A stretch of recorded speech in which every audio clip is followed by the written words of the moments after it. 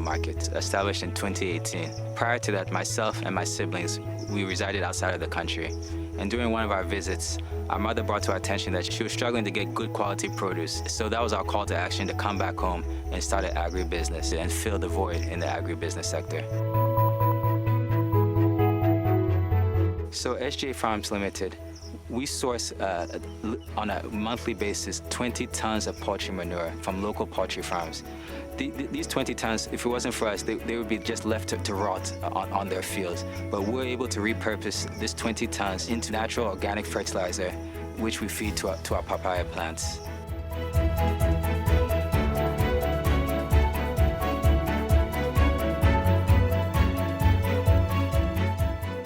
One small way we try to reduce our carbon footprint is by using 100% solar-powered irrigation. Prior to that, we were spending over 1,000 cedis a month on fuel to power our irrigation equipment.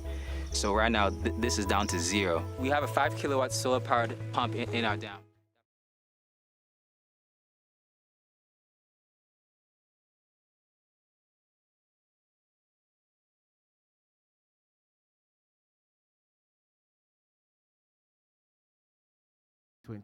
Of course, an initiative of GCIC, the Ghana Climate Innovation Center. My name is Antoine Mensah. I'll be navigating you guys through the proceedings for today. A lot of the discussions, the impactful discussions we're about to have, a lot of the addresses that our incredible speakers are also going to give us. Just notes down a few things before we officially kick off. Number one, we would like everyone to at least put their mobile phones on silent. Very important we do so it doesn't interrupt any of the proceedings. So just do that favor. Mobile phones on silent or off, if possible. The second thing is the bathrooms are on your right to the lobby. As soon as you walk out of this specific conference room, you take a right, you'll see the restroom indications there. So if any of you do want to use that at any point in time, you would know. Once we have the coffee breaks, that will be done in the foyer. That's right outside the conference room as well. So I think we can officially kick off. To do that for us, I'd like to welcome the Executive Director for the Ghana Climate Innovation Center, Ruka Sanusi, to do us the honors. A round of applause for her as she comes up to officially kick off proceedings.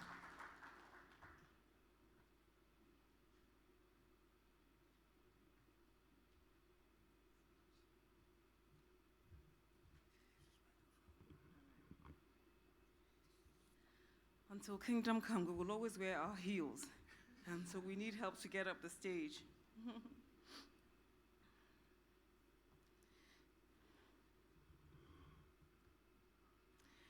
So it is my pleasure this morning to welcome all of you to the 5th Annual Incubating Climate Innovation Symposium. I would especially like to extend a very warm welcome to Kathleen Dapa and Nada Slawi, both from the Canada High Commission, Global Affairs Canada, the donor for the Ghana Climate Innovation Center. And I also would like to extend a very warm welcome to Professor Angela Owusu-Ansah, the Provost of Ashesi University. So Kathleen, Nada, Provost, Dean Abdul, Nashula, Standard Chartered Bank, Carl Bank, Deloitte, Asset, all our esteemed speakers, Mana Mobility, everybody else that I haven't forgotten, haven't. Aureline from the World Bank, you're very much welcome. We thank you for taking time out of your busy schedule to be here with us for the 5th Annual Incubating Climate Innovation Symposium. My thanks extends to every single one of you, all the participants as well. We don't take it for granted that you took time out of your busy schedules to be here today. A few short weeks ago, as a continent, we celebrated Africa Day. And Africa Day is remembered annually on the 25th of May. It is the day when we celebrate our continent's unity, her diversity, and also her progress. This year's celebration was particularly significant because it marked the 60th anniversary of the establishment of the African Union. So 60 years post-establishment, the African Union has designated this year, 2023, the year of the African Continental Free Trade Area. And when fully established, the world's largest single market could lift 50 million people out of extreme poverty by 2035, driving progress towards the SDGs and also the AU's Agenda 2063. Now, whilst I may not ordinarily have paid a lot of attention to Africa Day celebrations, this year's theme held my attention. The theme held my attention especially because, as an advocate for all things entrepreneurship, gender, and sustainability, an entrepreneurship dialogue was convened to mark this special 60 years milestone. The dialogue convened some of our continent's rising entrepreneurs. So for example, Fahad Awad from Tanzania, the CEO of agro-processing, entrepreneurs from Morocco, from Nigeria, that's Solaristic from Nigeria, and from Cameroon, Green Girls Organization. And in opening the dialogue, the African Development Bank's president, Dr. Adesina, said that as a continent, multilateral organizations and governments alike speak of empowering businesses and empowering youth. But yet, on his many travels and interaction with entrepreneurs on the continent, they actually tell him that they don't feel empowered, they don't feel supported, and they do not feel heard. He added that he had convened this dialogue because he wanted the entrepreneurs from across Africa to speak to the august audience that they had about their business and financial challenges. So one after the other, each of these founders spoke of and described a pattern of investment that we have seen at the Ghana Climate Innovation Center. And that is that much of the financing that they have received to scale and the investment they've received to scale their business has been from offshore, outside of Africa. These small and growing business leaders described how they had heard about enterprise and financing programs of development and development banks as well as commercial banks aimed at businesses. But unfortunately, they had never been able to successfully access such funds from such institutions because largely their PCs, the conditions precedent to disbursement, remain impractical and often prohibitive. I will talk about those prohibitive PCs in a minute because that is exactly why we are here today. We convene the 5th annual Incubating Climate Innovation Symposium to outline and discuss the structural rigidities in our economy and the entrepreneurial ecosystem, which potentially stands to disenable our small and growing green businesses from building a resilient green economy in Ghana. A few things struck me as the entrepreneurs told their stories. On corporate governance, one enterprise leader said that people had often asked her why she had stacked her advisory board with foreigners. She said it was because those foreigners are those who had provided dedicated, often pro bono, technical support and advice to her in the early days of starting her business, the ones who had believed in her business idea, the ones who had provided leads to financing for her business, and the ones who understood, who truly appreciated the value of her disruptive business idea.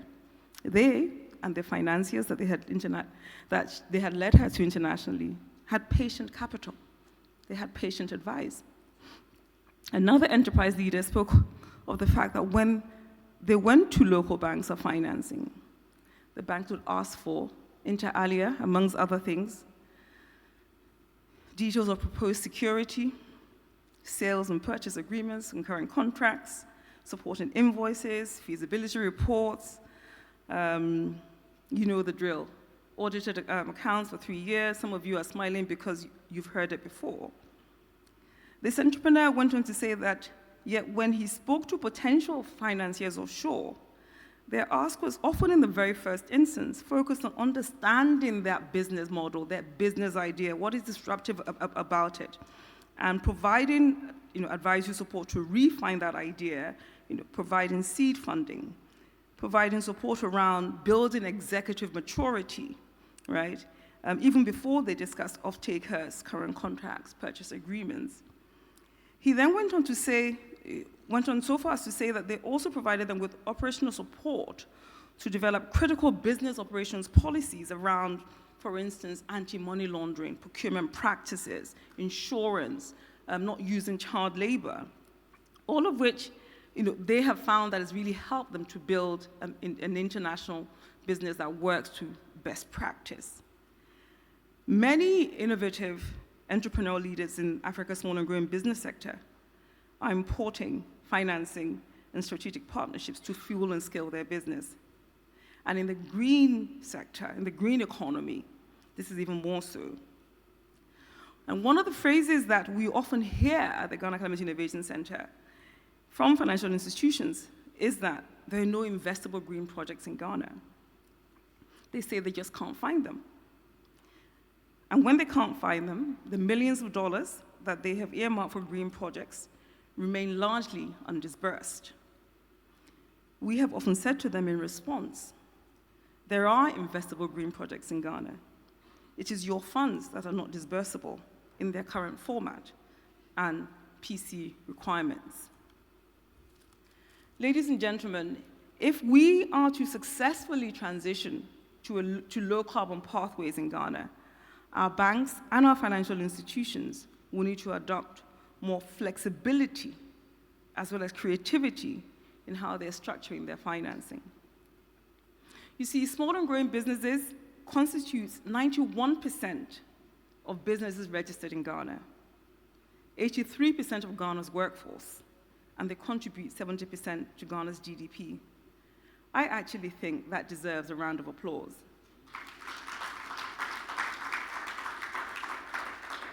So if we are to achieve the Africa Union's Agenda 2063, if we are to successfully execute the dream of AFTCA, if we are to tackle the climate emergency and even conflict on our continent, we will need to address the underlying issues of livelihoods, jobs, and businesses. We will need to give our businesses a chance.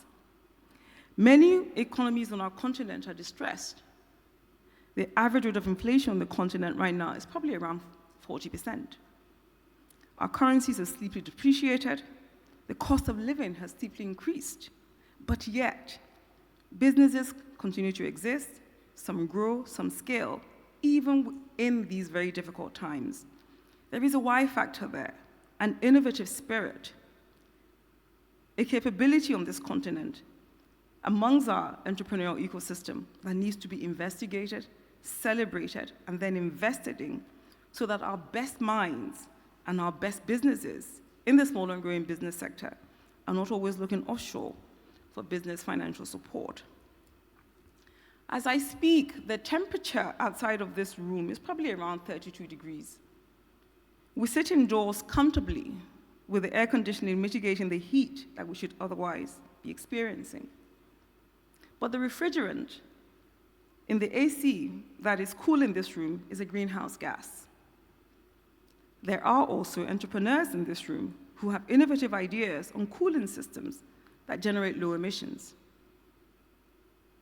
There are entrepreneurs here in this room that are tackling head-on the issues of battery storage for renewable energy, enterprises that want to set up a manufacturing plant for lithium-ion batteries in Ghana. There are enterprises in this room who are setting up a manufacturing plant for electric vehicles in Ghana. There are small and growing enterprises in this room who are employing over 100 people and have a network of 2,000 smallholder farmers working with them as they deploy climate-responsive, regenerative agricultural practices. I put it to you, ladies and gentlemen, that there are investable, climate-responsive, small and growing businesses in Ghana. It was Justin Trudeau, the Prime Minister of Canada, who, just after COVID, said the pace of change has never been this fast. Yet, it will never be this slow again. New market conditions and changing global needs require new approaches to solve our socio-economic and environmental challenges. And when you're dealing with new, pioneering, first-of-a-kind situations, you cannot rely on what you've done before, and nor can you rely on how you've done it before. In the face of climate change, that goes to our policymakers, as it does to our financial institutions. We are pleased to see that a group of lawmakers in Ghana are sponsoring the Ghana Climate Change Bill 2023. What this bill seeks to do is to create obligations on the state to ensure that emission levels are kept low, effectively driving the transition to a low-carbon economy. That bill wants to set clear obligations that will be used to hold the central government accountable for the targets it sets in the fight against climate change, including emissions targets, as well as local governments for pollution in their environment. So I return to the words of the Prime Minister of Canada again. The pace of change has never been this fast, yet it will never be this slow again. When passed, not if it is passed, the bill would also place tremendous duties on all of us, not only on our governments. It will also offer tremendous opportunities for businesses to transition to low-carbon pathways, as it will offer tremendous opportunities for the banking and financial sector to support businesses with credit facilities to comply with the new law. It is for banks and non-bank financial institutions to decide if they want to cede to the first mover's advantage that this law would bring. Ladies and gentlemen, I end my welcome address with facts, figures, and a slide. 44 small and growing businesses, 22 male-led enterprises, 22 female-led enterprises, 18 incubated over a 9-month period, 26 incubated over a 6-month period, from January 2022 to March 2023. During that period, these 44 green or greening enterprises made carbon savings of around 440,000 metric tons. They effectively mitigated the carbon emissions of about 400,000 people. These 44 green or greening enterprises received grant disbursements from the Government of Canada through GCIC to the value of 850,000 Canadian dollars. During that same period, despite an economic recession and a steeply declining currency, the businesses generated $3.2 million US dollars in revenue. If it wasn't on account of that depreciation, this figure would probably be around 5 million at the very least. And they reach over 3 million households in Ghana with sold green goods and services, low emission goods and services. The 44 enterprises, over that period, that 9-month period and 6-month period, employed over 800 people, and they also created nearly 250 new jobs. Ladies and gentlemen, there are investable green enterprises in Ghana. I thank you for your attention, even as I welcome you again to the 5th Annual Incubating Climate Innovation Symposium. Thank you for your attention.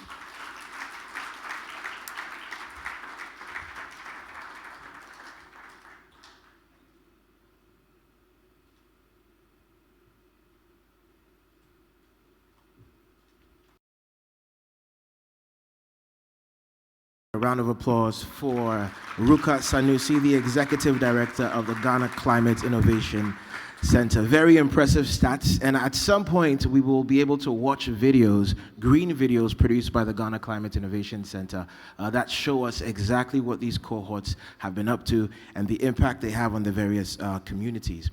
Once again, thank you so much for making time to join us here today. The theme for this year's event, the theme for this year's Incubating Climate Innovation is based on 3 key words, 3 key factors that are very important in achieving the goal for which we're here today. There's the word policy, partnerships, and then, of course, finance, how to fund all this. And essentially, we're working towards building a resilient green economy in Ghana. For the sake of people who are not here with us today, but need to hear the message and everything that's going to go down here today, we need to be as active as we can on social media, even if it's on WhatsApp. So if there's any picture you're posting, any short videos you are putting up, any reels you're doing, please do so with the following hashtags. A short one is hashtag ICI 2023. That's hashtag ICI 2023, or hashtag Incubating Climate Innovation 2023. Incubating Climate Innovation 2023. So either of the two of them. And if you're doing it on IG, Twitter, or Facebook, you might as well follow the Ghana Climate Innovation Center at Ghana CIC. At Ghana CIC. So moving on, we're going straight to our very first keynote address. I'd like to welcome the Director and Head of Operations for the Canadian High Commission here in Ghana. Please, with a round of applause, let's hear it for Kathleen Flynn Dapar.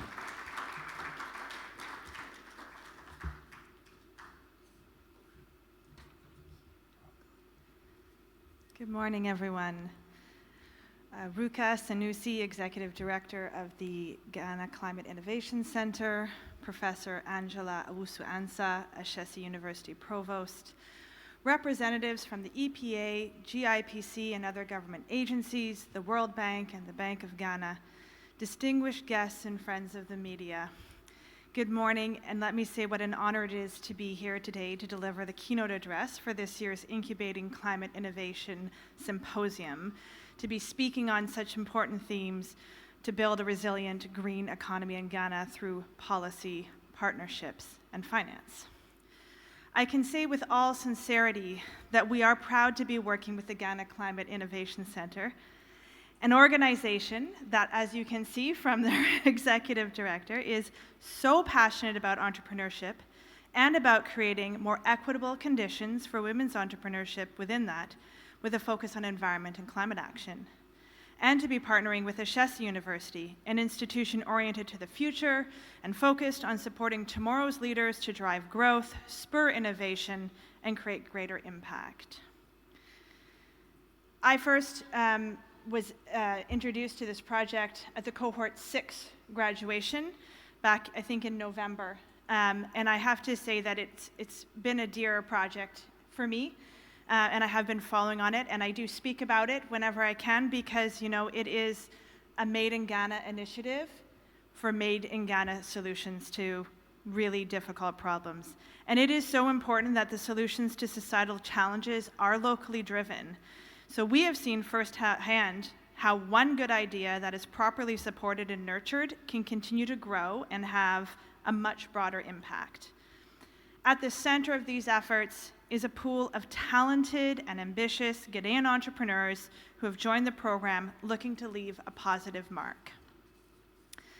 Through the Supporting Green Economy of Ghana project, which is what we call our support for this initiative, businesses led by women and men are supported to provide green products and services that contribute to greenhouse gas emission reductions.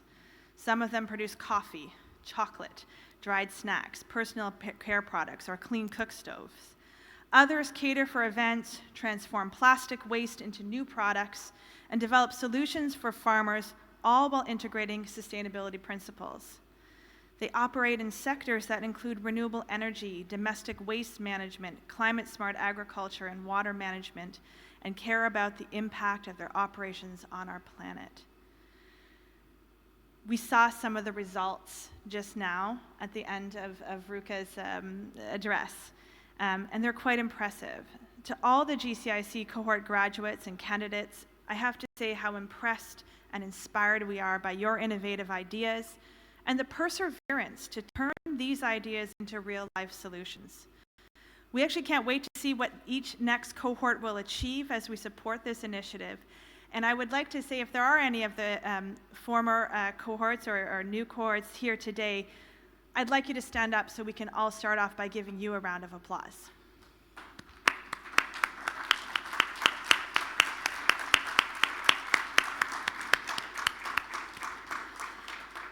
Helping you develop your business supports Ghana's growth.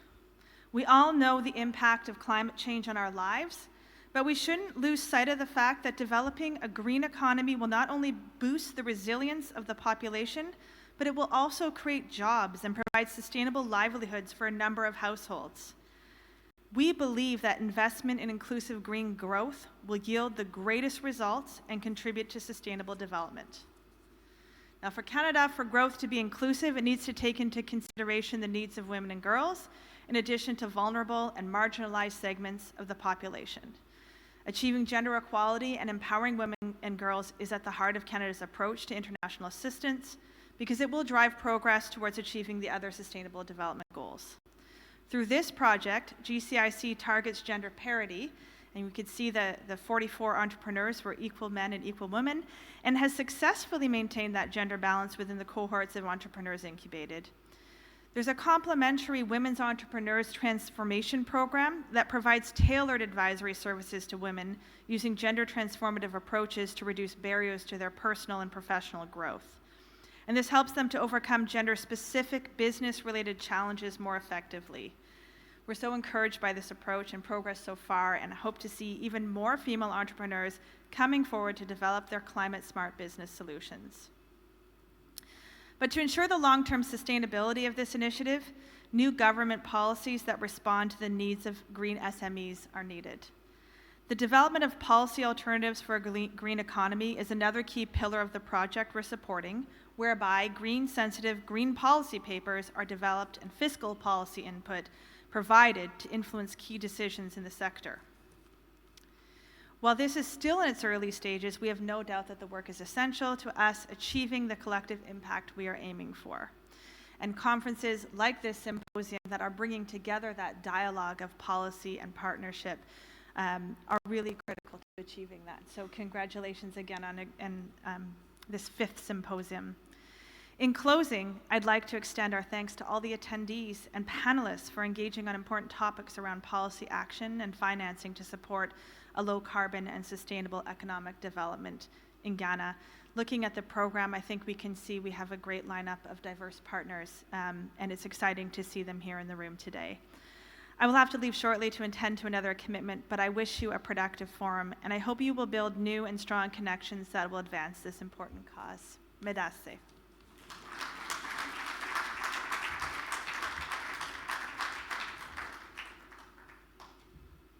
Thank you so much, Catalina. A round of applause for her one more time. She briefly mentioned the booklet that you all have in front of you, so I'll just, hit on that again. There's a booklet in your ICI pack. You can pick it up. You'll find everything that we're going to discuss here today, a bit about the speakers as well, so you know them a bit more. And the full schedule itself, if you'd rather do so on your phones, since we're going green, all you need to do is just scan the QR code on the tag that's around your neck. If you flip the back, you'll see a QR code. You scan that, and it'll open up the program for you. Ladies and gentlemen, we're all here because of our passion for life, the world, the environment, most importantly. So we all do what we can individually. Some governments, a lot more could be done, but something is being done. And institutions around the world as well. Some institutions, like Ashesi University, went the extra mile to champion this cause, this goal for a greener economy right here in Ghana by establishing the Ghana Climate Innovation Center. With us today, we actually have the provost of Ashesi University, Professor Angela Osu-Ansah, and I'd like to invite her to give her address at this point in time. So with a round of applause, please welcome Professor Angela Osu-Ansah, Provost of Ashesi University.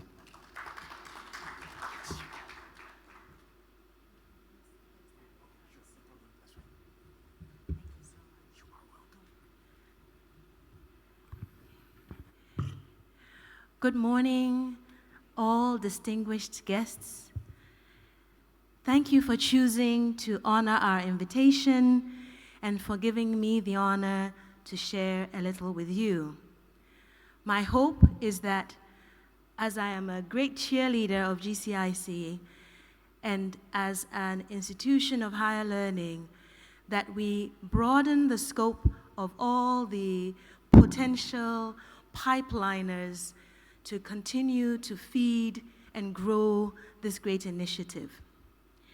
So I'm going to talk about three things, but the intent is to expand green thinking amongst ourselves and our families.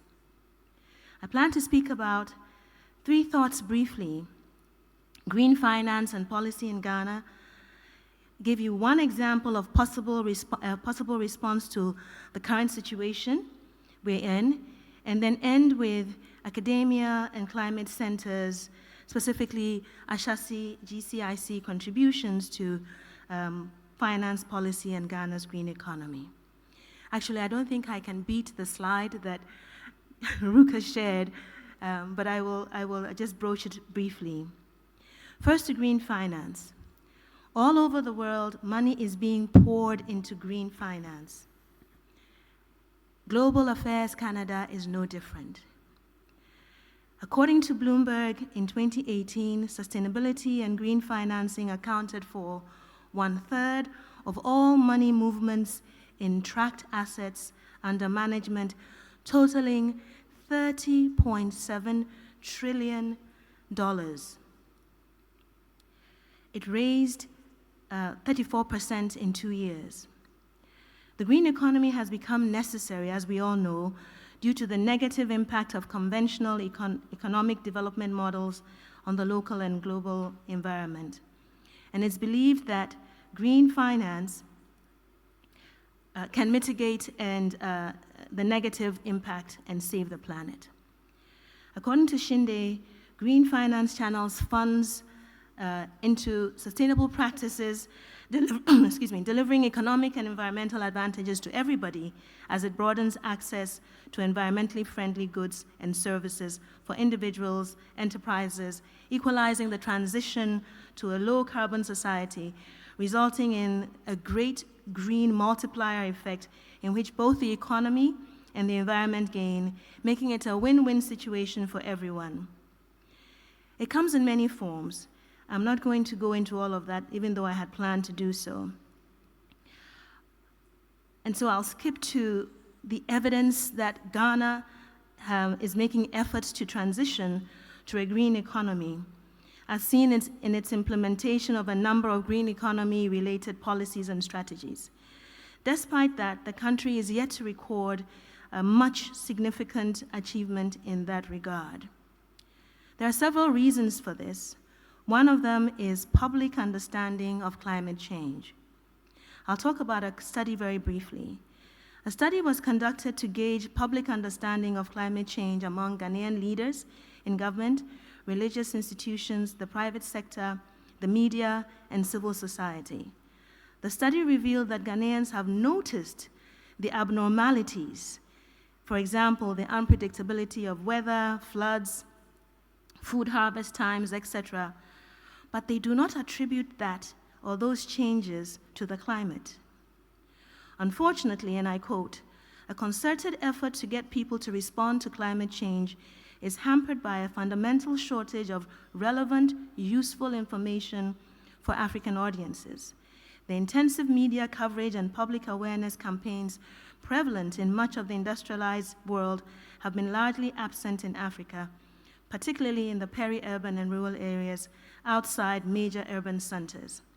One recommendation of the study is to emphasize the importance of the role of media in Ghana. As media form the people's main source of information on climate change in raising public awareness. However, journalists feel that it is difficult to report on climate change because of lack of information and technical expertise within the media sector to present the information that they do have in easy-to-understand vocabulary and to explain the climate situation. So what are our alternatives? The main goal of green finance and policy is to put into place climate-smart practices. Africa contributes less than 4% to climate change challenges, and yet it will suffer the most as we move towards the dreaded 2 degrees. So what can we do? What can radio easily share that is climate-smart knowledge. Our traditions. Indigenous peoples who, according to Eckert, refers to the uncolonized, typically practice cultural traditions of awe and respect for the environment. For example, feed themselves without harming the environment, pour libation as part of an indigenous religion ceremony of the Akan and other tribes to pay homage to the great female spirit of the earth, second only to God the Creator. It is precisely this reverence and knowledge of nature that has protected and sustained the spaces of indigenous peoples. In particular, when indigenous communities are successful in maintaining control of their territories and their way of life, they may be able to resist invasive development and the deleterious consequences of modernity. Luckily, all Africans are indigenous, irrespective of where they have been, what they have seen, or who they have become. Let's talk about myths and taboos, which are used culturally to maintain the environment, and how they could be befitting alternatives to the unsuccessful attempts of the rest of our attempts. For example, Ghana's coastal shores situated in the Gulf of Guinea experiences the rare phenomenon of upwelling characterized by cold water and nutrients from the deep part of the ocean being displaced to the surface of the coastlines. During the upwelling, there is an increase in the biological activities of the phytoplankton, the zooplankton, the greens, which are nutrient-rich and serve as food for fish. Fish along Ghana's coast feed on this easy-to-access food, which is high nutritional value for the fish. And needless to say, when the upwelling occurs from June to September, the fish grow immensely and there are increased numbers of fish along the coast to catch. Traditionally, it is taboo in Ghana for fishermen to go to sea during these months. The myth is that around that time, the sea gods are fishing themselves, and we should afford them the courtesy of space and appreciate the generosity to us they give during the remaining 8 months of the year. The truth is, our elders had noticed the benefits of upwelling during those months, and they used the fear of the gods to deter fishermen from fishing during those periods. The elders intended, through their myth, to restore fish stocks in the shortest time feasible, at least to the levels that can produce maximum sustainable yield. In 2021, the Ministry of Fisheries and Aquaculture Development declared those months a fishing closed season, targeting all fishers, industrial and artisanal. The industrial trawlers and inshore fleet in 2021 complied at 100% rate, with artisanal and semi-industrial fishers scoring 90%. The success of the compliance during the closed season in July 2021 yielded more fish catch for both artisanal and semi-industrial fleets than catches in the same period of 2020, where there was no closed season due to the COVID-19 pandemic. Biological studies by the Ministry of Fisheries and Aquaculture Development have revealed that the major upwelling season of fish fall within July and September, with a minor upwelling season December to February, representing the period with greater spawning activity for both small and demersal species. In addition to the annual closed season observed between July and September every year for industrial trawlers, the ministry intends to introduce an extra closed season from December to February for all fleets during that minor time. It appears understanding the life in the sea, such as the outcomes of upwelling, may help us to effectively regulate harvesting and mitigate overfishing. Regulatory bodies, such as the ministry I just mentioned, are implementing science-based management methods through their observations. Closed season mandates and measurements of compliance reports to regulate fishing and possibly destructive fishing practice, and have impact on the ability to artificially create conditions that are conducive to increasing fish production, with implications for alleviating hunger, and poverty.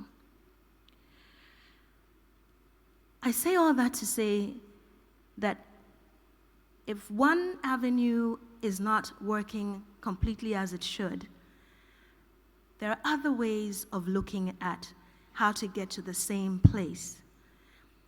If all of us went back to the ways of traditional living, and I should be careful about saying that.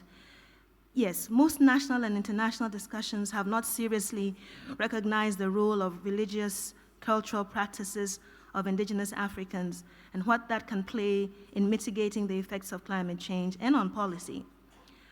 We do have to be careful, though.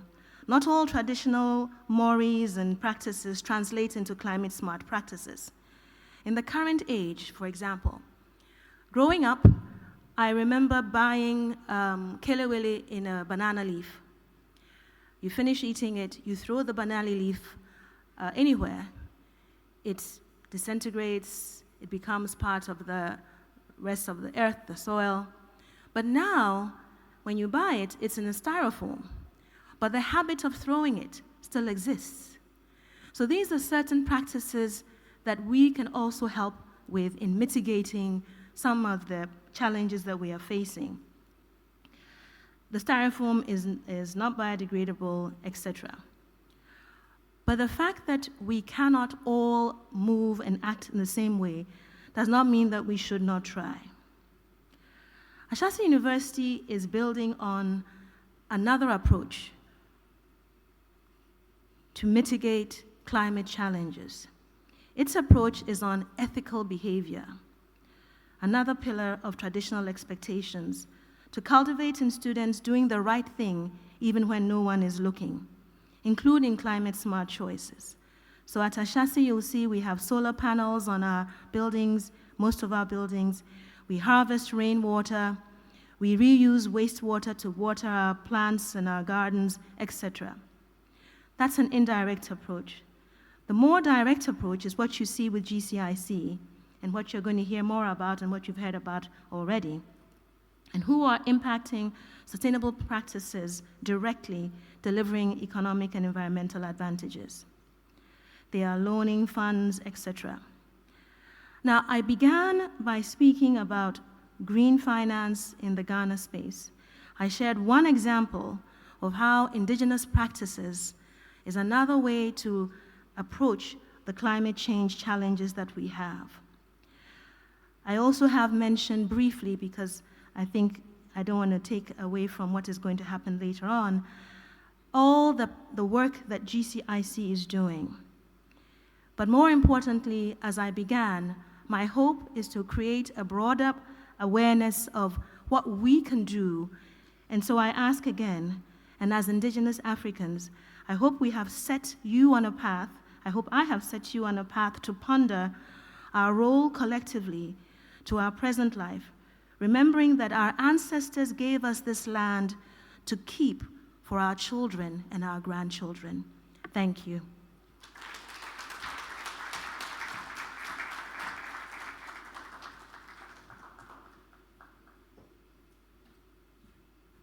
Thank you so much, Prof. One more time for Professor Angela Osuansa, and again for Ashesi University, incredible initiative. And I think it's quite interesting how a lot of, our indigenous strategies, for lack of a better word, from ancestors, people of old, all contributed to environmental sustainability in one way or another. It's just beautiful. It's always been there. We just need to find it again, Sankofa, and bring it back, add policy to it, and everybody can be aligned. Ladies and gentlemen, we've heard a lot about what GCIC is doing. We've heard a lot about what their partners, the Canadian High Commission in Ghana has been doing, the support they've offered. We've heard about what Ashesi University itself is doing. Now it's time to see it. Now, every year, GCIC produces green videos from their cohort members. These are startups who have business practices that are in line with climate-smart innovation. So these videos we're about to watch in course of today's program, about to watch one just now, shows you just how their operations in their various businesses contribute overall to the adaptation in Ghana of a greener economy. So we're about to watch one of those videos. Let's do pay attention and leave here inspired by that video.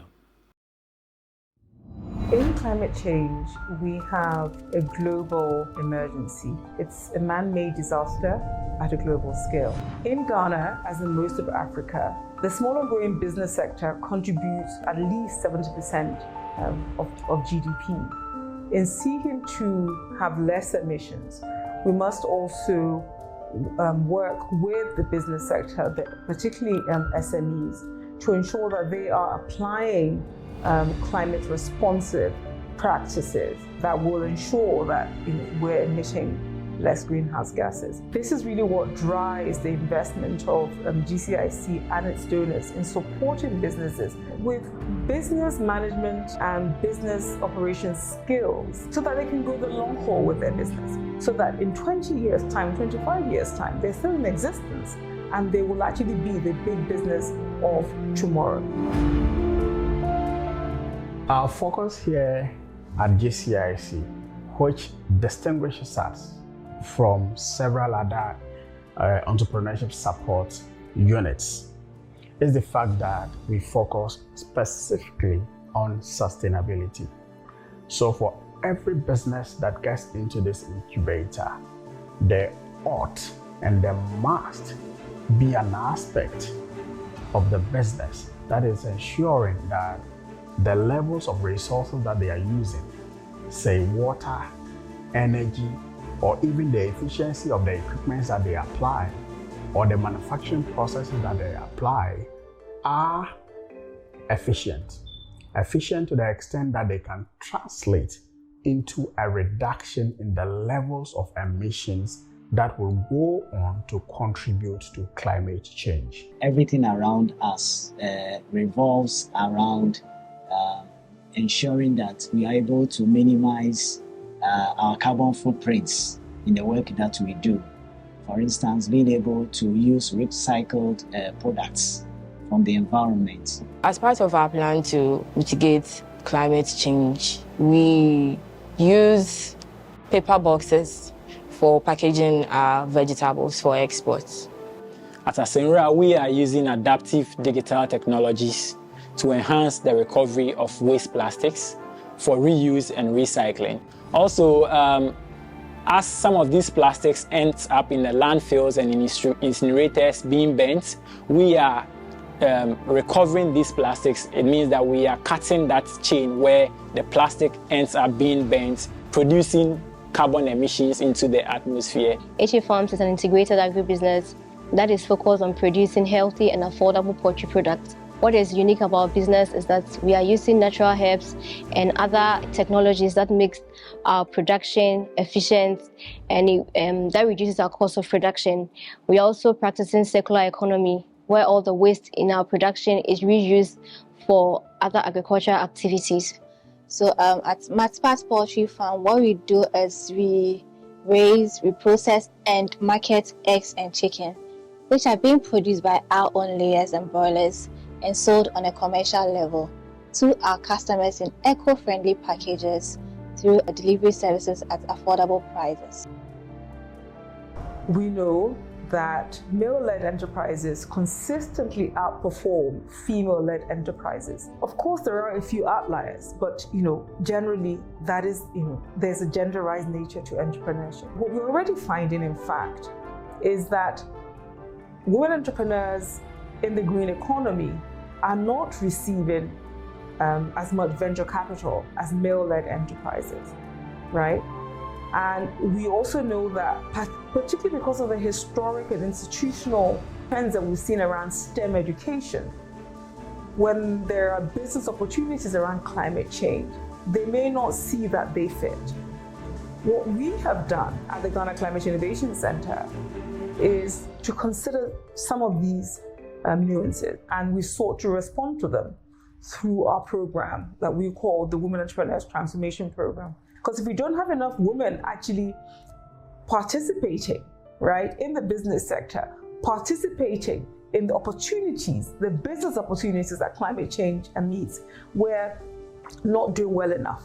Since I started with GCIC, I've learned a lot, especially with the climate change and the sustainability, which I'll be using on my farm. Well, in fact, I've actually started using it. This incubator has really changed the way we do things, the way I think.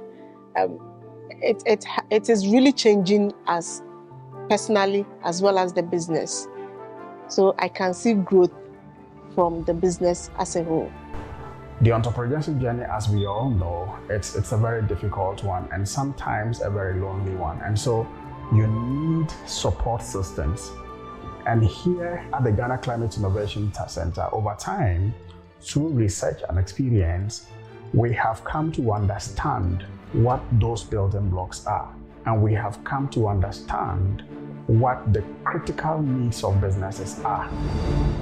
Last year, we supported 18 enterprises from across Ghana, 9 male-led, 9 female-led, for a period of 9 months. In that period alone, 9 months, these enterprises employed nearly 500 people. They created an additional, I think it was 52 jobs, right? They made CO2 savings of, I think, 169,000 metric tons, which is equivalent to what 99,000 Ghanaians emit every year. I think that's a remarkable result. You know, in terms of revenues, I think it was in excess of $1.9 million, despite the economic challenges that we had, in Ghana last year. So it's been a journey, but we recognize that we are, on a journey. We're on a trajectory. The global climate emergency is not going to end, in 1 month, in 1 year. It's going to take time, but the journey of 1,000 miles begins with just one step, right? So we recognize that, and we're determined to do all that we can to support enterprises on this entrepreneurial trajectory.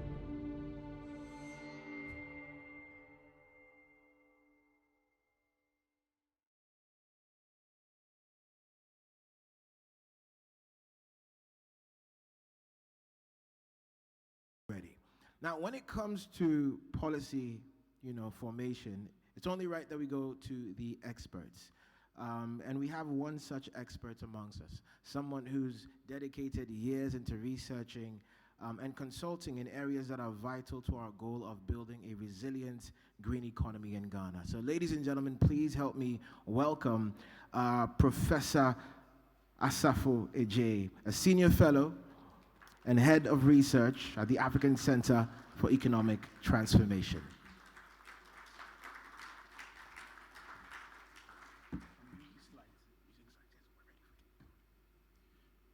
Good morning, distinguished ladies and gentlemen. I would like to thank GCIC for inviting me to be part of this conversation.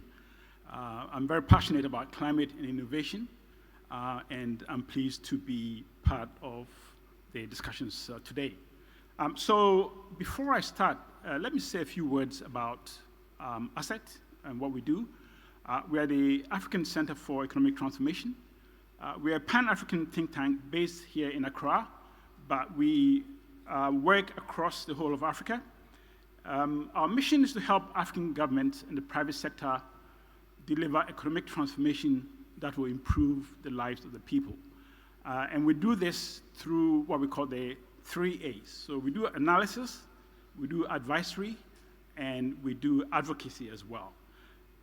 We partner with like-minded think tanks and donors to co-create and deliver results in this field. So today, I'll be talking about fostering sustainable, resilient, and green growth in Ghana. But I'll be talking at a very high level, a macro level, and I'll be looking at the policy issues from above. Hopefully, some other time we'll get a chance to talk about micro levels. So today I'll stick to the macro. So just briefly, I'll start with a brief discussion of where we've come to, where we are at the moment, give a little bit of context in terms of talk about climate change, because we're dealing with climate issues. Then I'll focus my remarks in less than 15 minutes on how we can achieve green growth. and then finish off with how to make it work for everyone involved. Next slide. So Ghana has experienced economic growth over the last few decades. We became a lower middle income country in 2010. Our per capita GDP has doubled in the past 15 years. Poverty rates have been reduced by half over the last 18 years. But this growth, in my opinion, and in the opinion of a lot of researchers, is that this growth has actually failed to deliver the right outcomes, such as good quality jobs that can improve livelihoods. So just a few statistics to share with you. Only about a third of the labor force is in formal employment, which means the majority, 70% or more, are in informal employments. And most of these people have migrated from the rural areas to the urban areas in search of formal jobs which do not exist. The unemployment rate is 13.4%. I personally believe this figure is too low, but that's what we're being told by the Statistical Service. It rises to 19.7% for the young people in the workforce, which is people between the ages of 15 and 35. And importantly, women are particularly disadvantaged. So about 18.9% of women are engaged in wage or salary employment, which means the majority of them in the workforce are in low-wage, informal employment under very harsh conditions. So why has growth not been sustainable or broad-based? As I said, this is what we work on. And our response to that question is that it's because the structure of the economy has not changed. Since independence, we still export primary unprocessed commodities, such as gold, cocoa, in the raw form. We believe that growth in terms of GDP is a necessary condition for transformation, but it's not sufficient.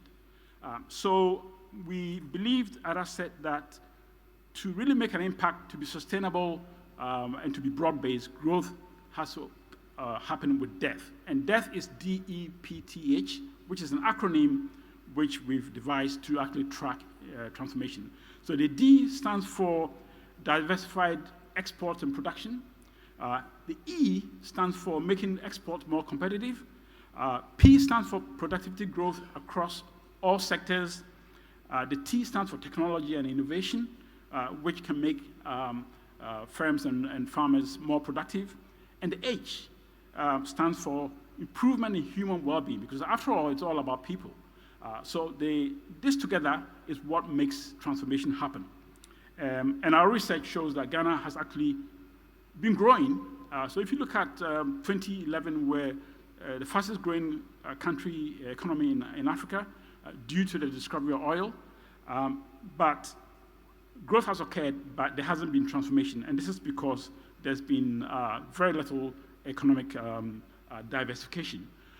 And this lack of diversification is actually making the economy very vulnerable to negative external shocks, such as the COVID-19, such as the Ukraine war, which is currently impacting all of us. So I'll come to this issue later when I come to solutions. I'd like to move on to the issue of climate, because that's really at the background. Next slide, please. Over the past 2 decades, we've seen a progressive increase in temperature. It's become hotter. I mean, you don't actually need to be an expert to know that it's getting hotter. Actually, the mean temperature has increased by 1 degree centigrade, which is a big number, in climate terms. It's really a huge number, especially more in the northern part of Ghana. And we've experienced intense rainfall.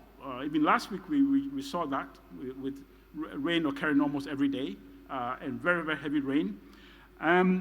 This has caused, and of course, in the northern part of the country, we've seen prolonged dry spells and drought, which has resulted in food insecurity.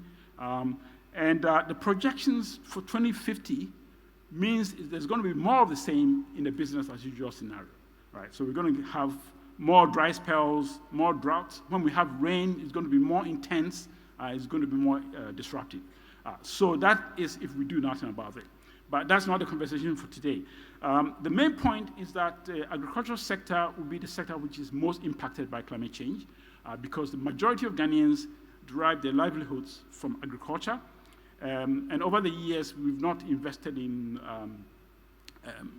irrigation, so it's mostly rain-fed agriculture. And we've not used modern inputs of farming. So our productivity of the farmers are very low.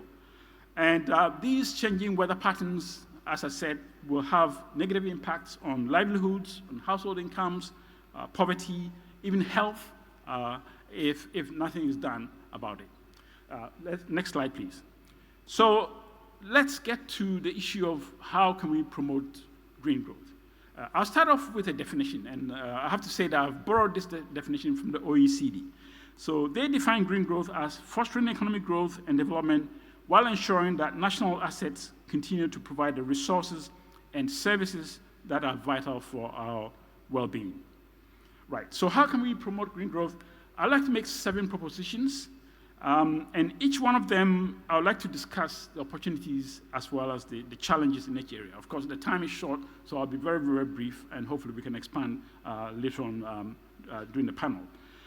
So, given that agriculture is very important in the economy, in people's lives, we can turn this climate risk into an opportunity by leveraging climate-smart innovations. And Ruka has already mentioned about some of the work that GCIC is doing. So doing this can improve farm productivity, profitability, can improve food security, it will build resilience to climate change, and at the same time, it's going to mitigate greenhouse gases. And we've seen some examples in the video that we saw. So examples of CSA include using heat-tolerant and drought-tolerant crop varieties, using innovations such as precision agriculture, using new farming practices such as conservation agriculture, and so forth. The challenge, though, is that most farmers cannot access this technology. And there are at least three reasons. One is access to the technology itself. So CSA is a very knowledge-intensive practice. And we know that in Ghana, as well as in several African countries, the extension systems are not well resourced. And it's very difficult to get this knowledge to a large pool of farmers, most of whom have little formal education. The next challenge is access to credit, and already it's been mentioned about small businesses finding access to credit. It's even worse for farmers when they try to get credit because they don't have any collateral whatsoever. And I'm hoping that the new Ghana Development Bank will actually take this on board and make sure that there are avenues for smallholder farmers to get access to credit. The other issue is also insurance. To deal with the climate risk, farmers have to be able to get access to affordable insurance, and this is lacking. Well, there are some insurance services, but they are very limited, and most farmers don't have access to insurance. The second point I'd like to make is about the low-carbon transition, which Ruka has already mentioned. So Ghana has signed the Paris Agreement. It has submitted very ambitious nationally determined contributions, NDCs. So Ghana's target is to reduce emissions by 45% by 2030, relative to the reference year, which is 2020. The cost of financing the NDCs is roughly about $22 billion between 2020 and 2030. Ghana plans to finance a quarter of this from domestic sources, which means the balance, which is 75%, must come from global climate funds, multilateral and bilateral donors, as well as even borrowing from the capital market. And we know the challenges Ghana is actually currently having going into the capital market. So there's seriously a huge climate finance gap, which I think the next panel is going to address, so I won't talk about that here. But what I'd like to say is that to really accelerate the transition to low carbon, we really need to boost affordable energy through renewable energy. This is very important for green industrialization. It's also important for reducing poverty. So one estimate has it that reducing energy costs could lift 16 to 26 million Africans out of poverty. So this is hugely important. Ruka spoke about the African Continental Free Trade Area. I think that's my third point, that it's one avenue that we can boost green growth, especially targeting green goods and green services. But to do that, we need to address the skills gap, especially in STEM and TVET. So currently, there's a mismatch between the skills that young job seekers present with and what industry demands. And so this gap needs to be addressed rapidly. And as I said, we do have some programs that are trying to address that. Fifthly, the need to address the gender bias. Women and young people will be disadvantaged in the green growth agenda because green growth is driven by new technology, new types of jobs, and we know that women normally are disadvantaged because they often lack the STEM and digital skills that are needed to utilize this new technology. There's also a digital gender gap. Across the world, the digital gender gap has narrowed, but in Africa, it's actually widened. So the latest estimate says that African women are 15% less likely than men to own a mobile phone, and 41% are less likely to access to the internet. So this is a huge deficit which needs to be addressed by public policy. Sixth point is that to really advance the green growth agenda, we need to support the digital economy. So here I must say that personally I disagree with the e-levy and even the size of the e-levy because we need to promote digital economy, technology and innovation. This can actually help boost green growth. Importantly, it can help address capital constraints. It can help improve access to market and climate information and basically make firms more productive. So an example of a scheme, a business model, and maybe some of you have heard of this, a scheme in Kenya is the M-Kopa Solar scheme, which allows Kenyan customers to pay a small deposit for a solar home system and repay the balance on a pay-as-you-go basis. This scheme has been very successful and has enabled low-income households to own their own systems outright after several months. So this is a scheme which I would like to see being operated in Ghana. The last point, before I wrap up, is that I spoke about the vulnerability of the Ghanaian economy. And what we need to do is to build a more resilient economy so that we can we'll be able to deal more with negative external shocks. And how can we do that? We can first of all start by building external and fiscal buffers when commodities prices go up. So at the moment, the only commodity which has a law which allows the money to be put aside is oil, where we have the Petroleum Revenue Management Act, which compels government to put aside a certain proportion of the proceeds from oil into a fund which the government can dip into when the times get rough. I'd like to see this being done for other commodities such as gold, cocoa, bauxite, and other minerals. And I think this would be very, very helpful. But more importantly, I'd like to see more promotion of value addition to commodities before exporting. And I'd like to see the government fostering an investment regime that encourages local participation. So if you take oil, for example, I know that there's a local content policy which insists that more Ghanaians should be involved along the value chain. And I'd like to see more of such schemes in other areas as well. So to wrap it up, how can we make it all work? We can do this in at least 4 ways. First, we need to increase the engagement of youth and women. And this can be done by investing in youth and women entrepreneurship, which Ruka has mentioned, as well as techpreneurship ecosystems. We can do this by establishing PPPs and scaling it up and institutionalizing such activities. We can also do that by providing an enabling environment, and actually that's the government's job, to provide incentives, to ease barriers to investment for the youth and the women entrepreneurs. But more importantly, we need strong leadership. And when I say leadership, I'm talking about leadership at all levels, starting with top political leaders, extending to government, private firms, civil society, and the youth. Young Ghanaians have an interest, strong interest in contributing to the country's development. We've done some surveys which show that there's a very strong interest.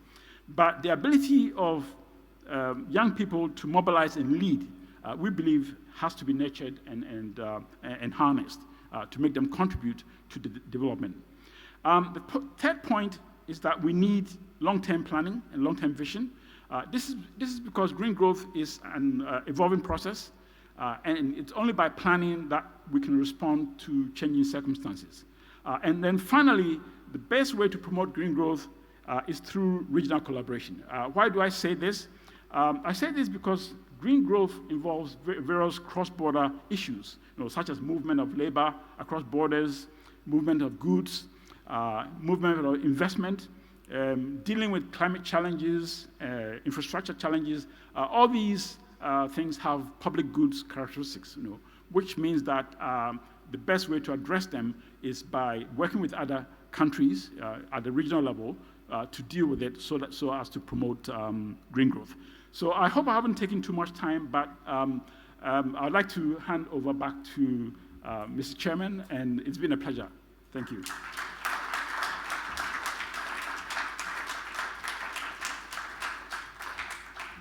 That's wonderful. Ladies and gentlemen, again for Professor Asafu J, a senior fellow and head of research at the African Center for Economic Transformation. And that point about the digital gender gap is actually quite serious. It's more serious than we know. I've done a bit of data analysis for some new media platforms, a lot of apps, and you always see there's a gender bias or a gap there. It's usually 70% more male on the app or on social media. 70% male, 30% female. If anything at all, it drops to 65% a lot of times. And the question is, there are a lot more females in the system than males, so what's going on? So it's a very serious thing, because the opportunities, with the rise of digital media, the opportunities are on social media. They're on the apps, they're on the web. So if they can't see it, how do they take advantage of it? So wonderful address. Thank you so much, Prof, for that. We are moving into our very first panel discussion, a bit more on policy. We're talking about policy for a green economy, strengthening governance mechanisms, policy incentives, and the legal frameworks to address climate change and foster a greener, more sustainable economic development here in Ghana. To do that, I'd like to introduce first off the moderator for this panel. She is the Director for Climate Change at the Ghana Forestry Commission. Ladies and gentlemen, please help me welcome Rosalind Fosuah-Ejay. Thank you for joining us here today. Once again, she's a Director for Climate Change at the Ghana Forestry Commission. Now on the panel, there's Mr. Stephen Ama, who is the Deputy Chief Manager, Banking Supervision Department of the Bank of Ghana. A round of applause for him as he comes up. A figure that I'm very familiar with, beyond the green economy, she's also had a hand in the creative industry in Ghana. Please, a round of applause for Cynthia Kwaku. She's a founder and managing partner at CQ Legal and Consulting. Aurelien Kruse, the lead country economist from the World Bank, is here with us to join the panel as well. A round of applause for him. And finally, Naatre Connie, she's with the she's big in sustainability, pardon me, an ESG lawyer with Deloitte and Touch. Please, a round of applause for her as well. So, Rosalind, over to you. Hello, yes. Thank you very much, and a very good morning to everybody gathered here. It's really a pleasure to be here and to moderate this amazing panel, which is very balanced in terms of having 2 men and 2 women. And with myself, we are more like reigning as women. Thank you very much to Ruka. We go a very long way. We started discussions on Ghana's forestry sector and climate change initiatives some time back, and it's always a pleasure when I'm in her company. And she's really promoted my dream to become a talk show host one day. So indulge me. So our task this morning is quite simple, but very detailed, to give us an understanding of what is going on within the policy space, within the public sector, within the private sector, What sort of enabling environment is there to foster the green economy that we are talking about? And thank you to the amazing persons who have spoken to us this morning. Very wonderful insights already that we have heard. And I begin my first question, and it goes to Stephen, who is from the Bank of Ghana. Just for us to understand, within the context of banking and financial regulations, we have been talking about the green economy a lot. I believe that the whole climate change discussion is really about finance. Even if you have the ideas and you're not able to finance those ideas, it becomes a problem. And financing them must also be based on a very good environment that promotes those who are making this investment. And so what is the policy framework currently for sustainable finance, particularly for climate-related initiatives? Thank you so much, and good morning to you all. First of all, I want to thank the professor. I think he lays down the foundation solid. Particularly on the conclusion that he gives, I think was solid. It's something that we all have to pick and run with. Now, within the policy, with respect to the financial system, I think, of course, you know that the central bank is responsible for supervising the banks and all the other sectors that you know. Now, we have done some assessment, and we do know that the climate and, of course, our attempt to move to a low carbon economy or low emission economy itself can affect the safety and soundness of these financial institutions that we supervise. And when you look at the mandates of the central bank, of course, as you all know, is just to maintain price stability. And, of course, we also have other mandates like financial stability, and of course the micro supervision, which is to that we supervise the institutions under our purview. That is our mandate.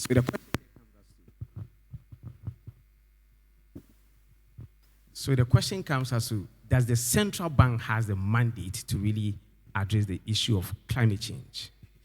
So within the context of the financial stability, we realize that, we can now then, of course, it gives us some backing to come up with some policies that, of course, we can contribute into the addressing of the climate change, because, of course, the mandate itself should fall on the government.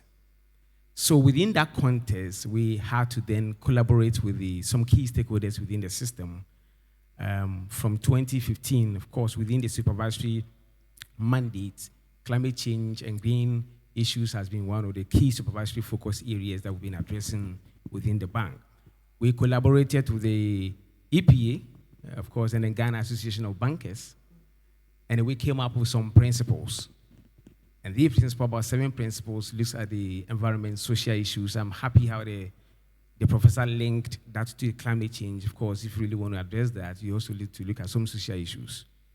Then we're looking at how to address corporate governance issues, ethics issues, gender, which he touched on, resource efficiency, I've touched on inclusion, and of course, the last principle being the reporting. So this is what we have done within the financial system, and subsequent to that, of course, I think in 2019, the President, His Excellency, the Vice President, and the Governor launched these principles for the banks to adopt them and implement them. And of course, from there, we've designed some templates for them, because if you really give principles out, how do you convince yourself that the institutions are really implementing this principle to address climate change and some of these green issues and environmental issues that we have? We've given them a template to report to us what we have been working on, really to see that the issue of climate is addressed from the regulator's perspective. Now, what we have also looking at, just in a minute to just touch on that, and then for maybe if there's any follow-up, Basel itself has also come up with some guiding principles to really guide the climate change issues for regulators to adopt these principles and give it to the institutions. Now, based on that, the central bank is now focusing on coming up with a directive that will also address the climate change for the institutions. Work is ongoing, and I suppose by the close of this year, we should be able to have come up with that directive that we will give it to the institutions to explain our supervisory expectations, what we expect them in respect of climate change, from the transition to fiscal point of view, how they should address this from governance, strategy, risk management, and then, of course, we come to the last thing being the metrics and targets that will ensure that they are also addressing climate change. So to summarize within the policy space, what is going on, let me say we have a lot going on. But like I said, I'm happy with the points raised by the professor, because we need to do a lot of collaborations. A lot of collaboration needs to come together. But the question then comes as to who is going to coordinate all these people, bring them together to really, and then of course leverage on respective resources that we all have to address this issue. And that for me is a very key point, my takeaway from that presentation. So from the policy space, that is what I can say for now. Maybe if there's a follow-up, then we can really address that. Thanks. Definitely. Thank you so much, Stephen. And you've touched on quite a number of things, and really the aspect on collaboration is very, very important.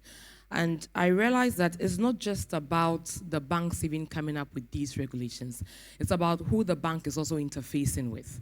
So exactly. So then my next question is to now, who works with Deloitte, to understand in your work on ESG principles, do you find that the banks are coming to you for support? Because Stephen mentioned that there are structures, there are principles. It's one thing coming up with the structures, it's one thing building capacity for those structures to work. And so when we talk about ESG, they are coming to you. Are they coming to you with these structures in mind? And on a broader level, for corporate institutions that are interfacing with these banks, do you also find that they are coming to you to have ESG principles within their systems and structures?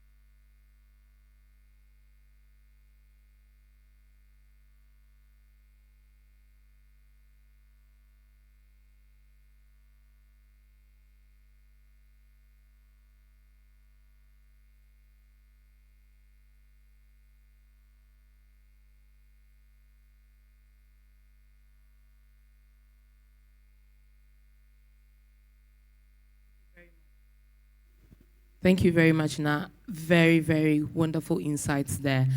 And the whole climate change discussion is quite sectorial. So you're mentioning these two sectors. And I believe I'll move on to Aurelian then, because the Ghana Country Climate and Development Report really talks about the sectors that can help the country get onto a greener path. And it will be interesting to understand if the insights you have given are reflected in any way in that report, because it's a very comprehensive report, very detailed, and to also get into what are some of the challenges and gaps and really the benefits that Ghana already has from the different sectors that are mentioned in that report.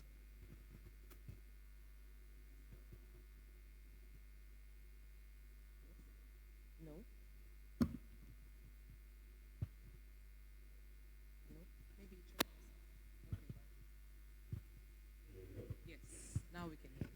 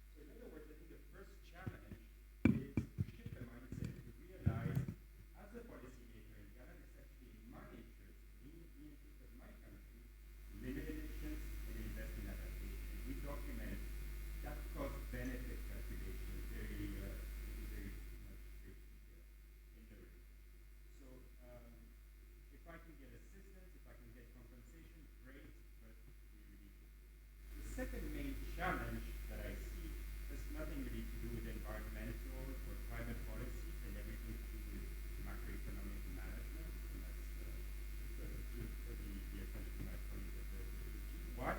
Quite simply because the transition will require very large amounts of public expenditure and private investment, and none of these are possible in the current environment, where fiscal austerity has been rendered necessary by past profligacy, where high interest rates make it virtually impossible to borrow for new investments, and where weaknesses in the business environment make it really unpalatable for serious foreign investors to bring in capital and projects. And let me make that point in a stark way. There's a lot of talk about green bonds, but do you think investors would look favorably at a Ghana insurance at a time when the country is restructuring its external debt?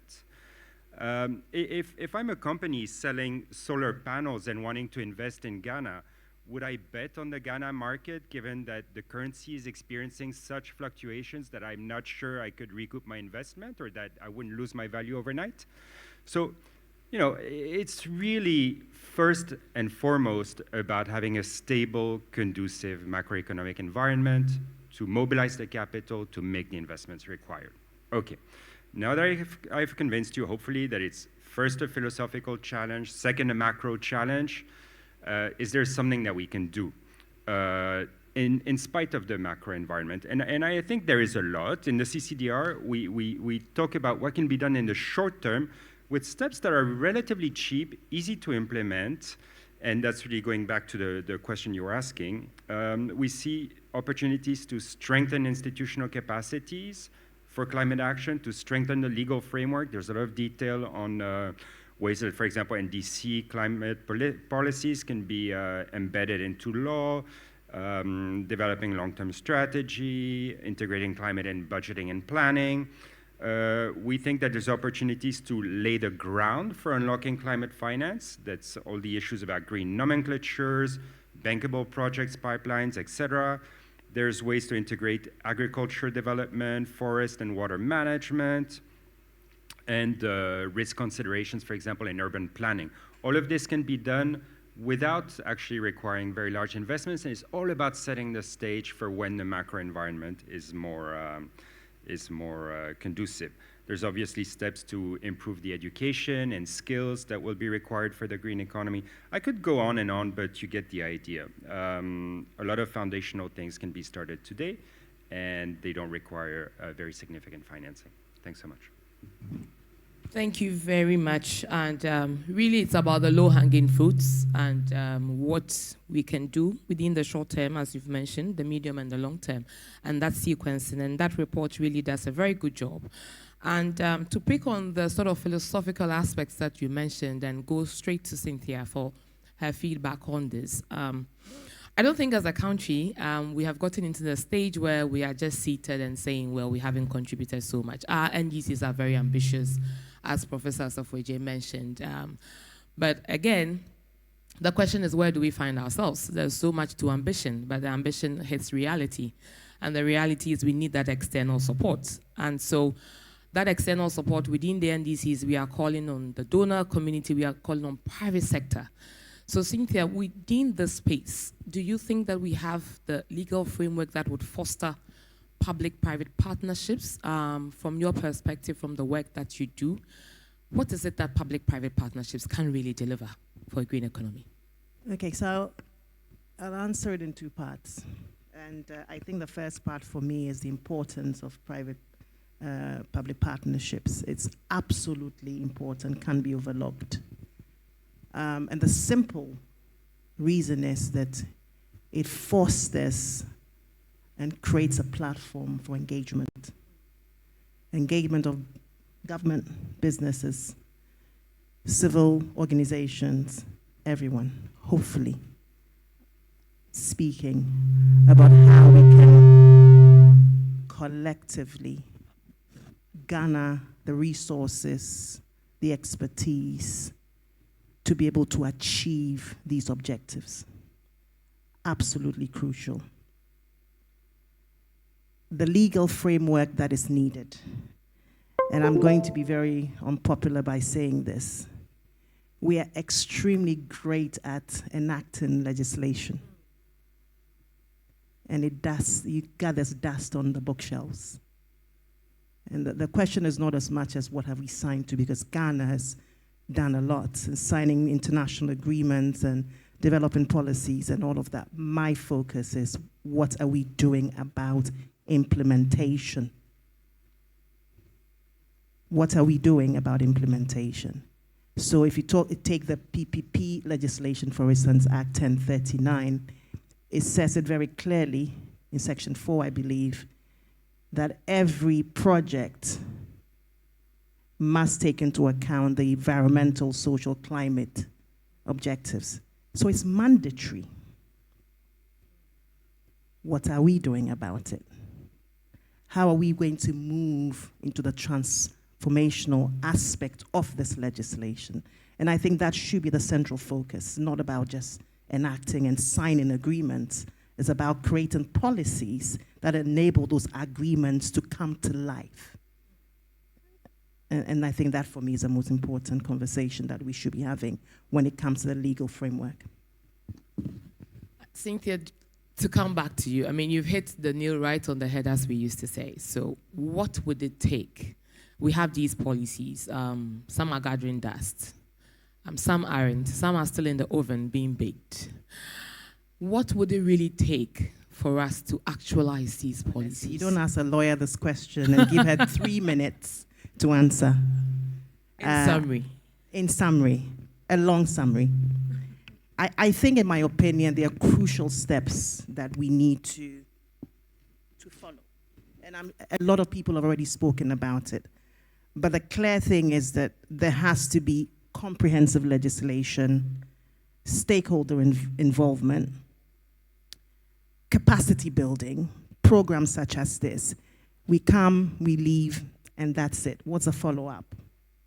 Training, civic education, the use of media, the use of brand influencers who are passing this message on to enable a mindset change. What are we doing about it? Monitoring, reporting, verification, adequate resources. All of this is going to cost money. Support, budgetary support. Maybe put together a 5-year plan. So in South Korea and China, for instance, I am aware that they laid down a 5-year plan and they decided what was going to happen. It came with budgetary support, very important. Compliance, enforcement mechanisms, very important. Public awareness, I think I've touched on that, absolutely crucial. Our education system needs to incorporate this from the word go, so that the next generation have that mindset change to understand the importance of the green economy for our survival. And of course, international cooperation is absolutely crucial to this.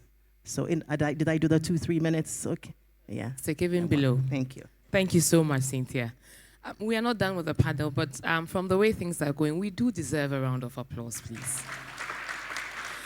Thank you so much for the responses so far.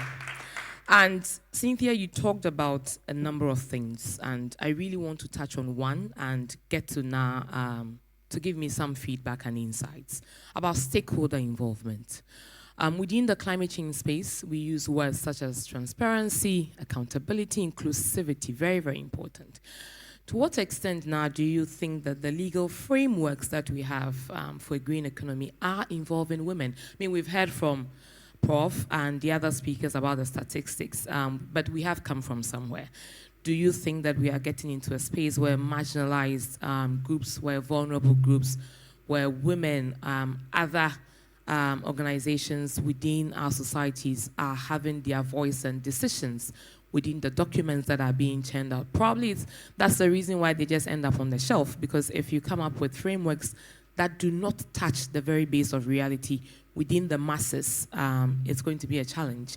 And before you speak, when the provost spoke, when she came back, I said thank you. I realized it's become a cliche sometimes. When you're around the same table and someone speaks, you say thank you, but mine wasn't a cliche. You mentioned something very, very unique, that when you're able to empower communities, they can build sort of a system that prevents invasive initiatives. I mean, I'm coming from the forestry sector. Illegal mining is big.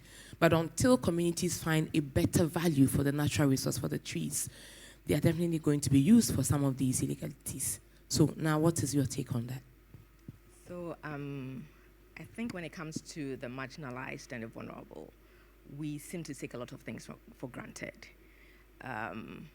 We sit in offices and craft solutions without necessarily understanding the problems from the perspective of the people who are mostly affected by these decisions. So one way of resolving it will be to involve these perspectives at the very first stage, which is the policy development. I had a personal experience recently. If I say I'm going to, it's not directly related to climate change, it's something else. But then at the end of the day, when I presented the problem in a relatable way or scenario to the people I was dealing with, they came up with solutions that I hadn't even thought about. So it goes back to the point that the people who live in it better understand what their problems are. So you'd have to find ways of engaging them. You'd have to make the decision-making process a participatory one. Because at the end of the day, they're the same people who actually carry whatever policy or whatever solutions that you're preferring. So you really need to have that buy-in at the initial stages. And the solution should recognize the differentiated problems we all face. So that, when you look at, for the trees you mentioned in the illegal mining space, for instance, the value we might place on the trees might be different from the value that they place on the trees. So if you want them to understand where you're coming from, you have to make sure that you're providing a solution for them, because for them it's a source of livelihood as well.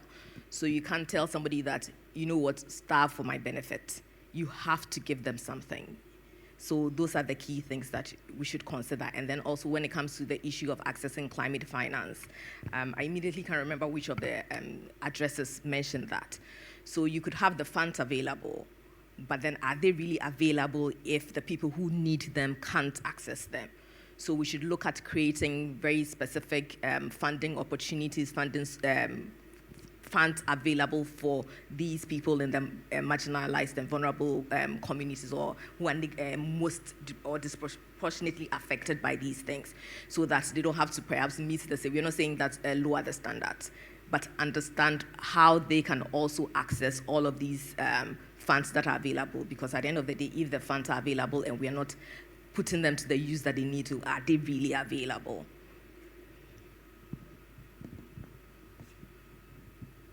Thank you very much. Maybe just a comment on the gender. So for instance, if you check within the regulatory space, BOG want to push that agenda. So the principle, one of the principles is that financial institutions, for instance, from the governance to the bottom line, should ensure that women are represented at the board level.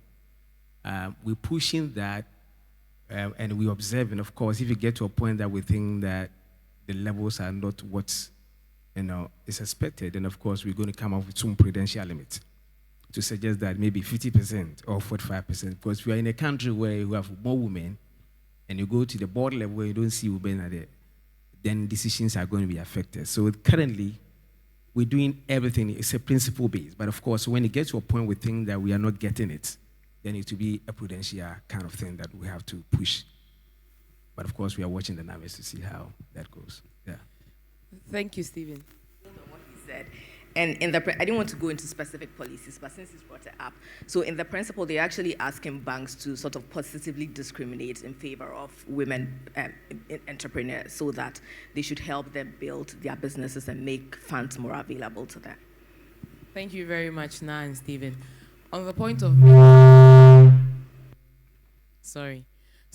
on the point of making women visible, sometimes I think that these are just policies that don't really put in place structures to have the decisions and voices of women incorporated. Maybe they just want to see a woman there. Let's see the face. Okay, there's gender balance. But to what extent is that woman not intimidated by the other men there?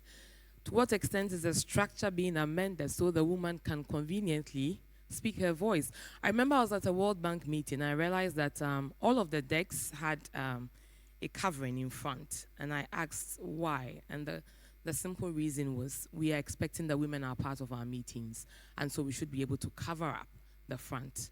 And for some places, this might be something very, very trivial, but it's also very important because somebody is very particular about how they sit, because they are women, they are not always in pants like men, and it's a number of things, not just having the women. So Stephen, as you advocate for the women to be on the boards, let's make sure the women are there and their voices are part of the decisions of the board. Thank you very much. And to come back to you, Stephen, now mentioned a number of things. The fact that we need to come up with these structures, frameworks, policies, with really the people in mind feeding into that.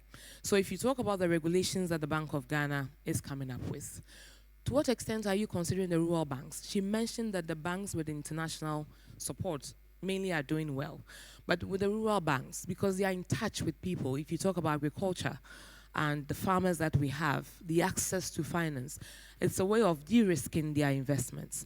What are rural banks doing? Do you have them in your space, in your focus? Yes, so currently, if you look at the approach that we've adopted, we started with the banks, with the principles, because the numbers are huge, right? So you want to do it in phases. So we started with the banks since we launched the principles in 2019. Implementation commenced in 2020, designing of templates here and there. And then, of course, incorporation of all these policies that we have designed within our own supervisory approaches. And so you have to go on-site, receive information, do off-site analysis, go on-site here and there. If you combine all these these institutions together, then you're really going to have. So we start with the 23 banks. The approach is that from next year going in, we're going to bring the SDIs on board. So the plans they're part of the roadmap. And so we're going to extend all these to all of them. Of course, climate change affects everyone, SMEs and all, it affects all. So you cannot just look at the specific sectors and leave others behind. So that is part of the roadmap, yeah. Thank you very much. It's good to know that you have such a roadmap, and eventually we are going to get there. Aurelian, back to you. As we wrap up, before we open up to the audience, I would like to know what your take is on what are some of the most effective policy measures that Ghana can adopt to accelerate the transition to a green economy. Okay, thank you very much. I'll be a very typical world banker and repeat myself by saying that, sound macro management is really a key condition. And there are clear win-win solutions in terms of, for example, better carbon taxation in this country. It's not very popular, but it's a very, very efficient way to raise revenues that can be redeployed for green solutions. But beyond that, in the CCDR, we identify 6 priority areas that we think would make a big difference, and I'll go through them very quickly. The first priority is to adopt an integrated approach to agriculture and environmental management by fostering integrated landscape management, promoting climate-smart agriculture, and supporting adaptation of coastal communities. The second priority is to build sustainable cities with resilient infrastructure systems, and that requires better urban development, enhancements in mobility infrastructure and services, and improved waste management. The third priority is to boost disaster risk preparedness through early warning systems, better financial preparedness, and that's something that BOG obviously should worry about, and more adaptive health and social protection systems that can be deployed very quickly and in a very targeted way to deal with shocks related to climate. The fourth priority, and this one will be dear to you, is realizing new opportunities for managing forest resources as an asset for climate resilience, including to act as carbon sinks by focusing on reversing deforestation and promoting cleaner cooking. The fifth priority is to really promote, and that's really the big ticket item, transition to clean energy by scaling up renewable sources and strengthening regional energy markets, and I can talk more about this if there's interest. And the final priority is to modernize transport systems, among other things, by improving public transportation and also in very simple ways, improving vehicle standards. I think you just need to take the road out in Accra to realize that a lot can be done on that topic. So these are the 6 priorities that we think will make the most difference. They're detailed extensively in, I'll make another plug for it, Ghana Country Climate Development Report, which you can download easily from Google. Thanks. Thank you so much, Aurelian, for that. And before we go to the audience, I hope your questions are prepared. I think we have room for about 3 or 4 questions. Maybe Cynthia, based on what Aurelian has said, within your private legal practice or your engagement with private sector, do you think that they have an appetite for any of these sectors? Is there a bias towards a particular sector? In relation to the focus areas that Aurelian mentioned, either forestry, either with transport, and with agriculture. Exactly. Is there a particular bias, or you think private sector is just willing to engage on any? I think it's really about knowledge and education, and it can be industry specific. I also work extensively with the banking, finance, and capital markets space. And so when they talked about green bonds, I smiled. And I think Ruka looked at me without giving too much out. But I know that, having been part of the legal advisors for the sovereign, and then also the initiative to bring in green bonds, I understand the conversation. And I think what is happening really is that when people are going out there for funding, particularly international funding, it's now becoming a prerequisite in many ways to be able to attract some level of green funding, and people need to put their houses in order. So I feel that it's driven by a need for finance. But we need to move beyond that and make it part of a lifestyle. And this is where the education comes in. It's not just about, okay, I'm sourcing for funding and this particular financial institution has given me some preconditions, and part of the preconditions are that I need to do this. That in itself is a problem. So we do need to go beyond that.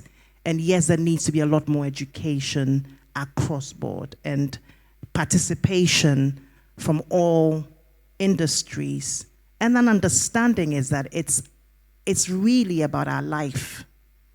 It goes beyond just doing the right thing for benefit. It has to be a lifestyle. So the media and engagement and civic education has got to go beyond, and people understanding that it's for our own good. He mentioned, and I picked up on that when he said that, look, it should go beyond, and it has to be part of the macroeconomic management policies in this country, because we need to keep this, continent for the next generation. Africa has the youngest youth population. In 10 years' time, with all that is happening, climate change, what's going to happen? And there's a need for education to change the perspective of people. Thank you very much to the panel. And when the lawyer says you need to make it a lifestyle, trust me, you need to make it a lifestyle, because when she puts it to you and it's not your lifestyle, you'll be found wanting. The floor is now opened up for questions, any reflections, suggestions from the audience. And if we can do this within the next 5 to 7 minutes and wrap up. Yes, Rosalind, we have time for 3 of those questions or suggestions. So I will start here at this table, and then we'll pass it around. So just quickly introduce yourself before going ahead. Hello, good morning. I'm Asari Joe Akutu, lead tech support Masimeko Green Homes, a construction company. So we're actually a construction company that our primary goal is to make sure that homes we build are actually eco-green or eco-green friendly. And we are very passionate about climate change in our own very little way. We just chanced upon this chance to be here and then also hear from people who are already in field doing their maximum best to help. So our question is there a plan for construction companies who are into eco-green construction like ourselves? And if there is, what is the plan? And in any way or form, if there's a way we could meet with GCIC or any leading people here from Bank of Ghana, anyone at all who can actually have a sit-in so we can actually discuss certain plans and look at the way forward, because Ghana really needs to pick up. And I'm very young. I wouldn't like to live in a country where there's so much heat. Meanwhile, I should be thinking about the next future. Thank you very much. And that's my question. What's the plan? Would you want to do all questions first? Okay, so there's somebody over there with a microphone already. Please go ahead. Hello, my name is Rahim from Recycle Up Ghana. Rahim, if you could speak into the microphone. So yeah, my name is Rahim from Recycle Up Ghana. My question goes to Aurelian. You mentioned that, of course, Ghana is heavily at risk, more than we are responsible. But then again, when we as a country implement policies that are mitigating climate pollution and all that, you tend to have a lot of the citizens also resisting some of these policies, especially the ones that are basically on survival. For example, the importation of salvage vehicles and all others as well. Now, the ultimate question would be, how do we as a country navigate around survival and the other form of survival in terms of being at risk of climate change? Thank you very much. And the last one over there. Good morning. My name is Victor. I represent Zion Covenant Ventures. Let me say a big thank you to the organizers for this program. I saw it just yesterday on Facebook and I decided to be part. And I'm impressed with what I'm seeing. I like the discussion. Thank you to Professor for the insight this morning. I do a lot of write-ups. I do some publications. I published something recently on sustainable business model innovation. And I'm writing something about Green Ghana initiative. And I'm looking at the policy area because I've been doing some readings about the Green Ghana, and I see that mostly it is about communities, coming to plant trees and so on and so forth. And I say, wow, every company in Ghana generates some emissions, every company. Once you are using vehicles, once you are using computers, once you are using anything that is heat, you generate emissions. So how are we able to, quantify the emissions that we generate as a country? And then there is, if you go to Europe, for example, they have the emissions trading system, the carbon credit where people are able to trade credits and so on and so forth. In Ghana, we don't have something like that here.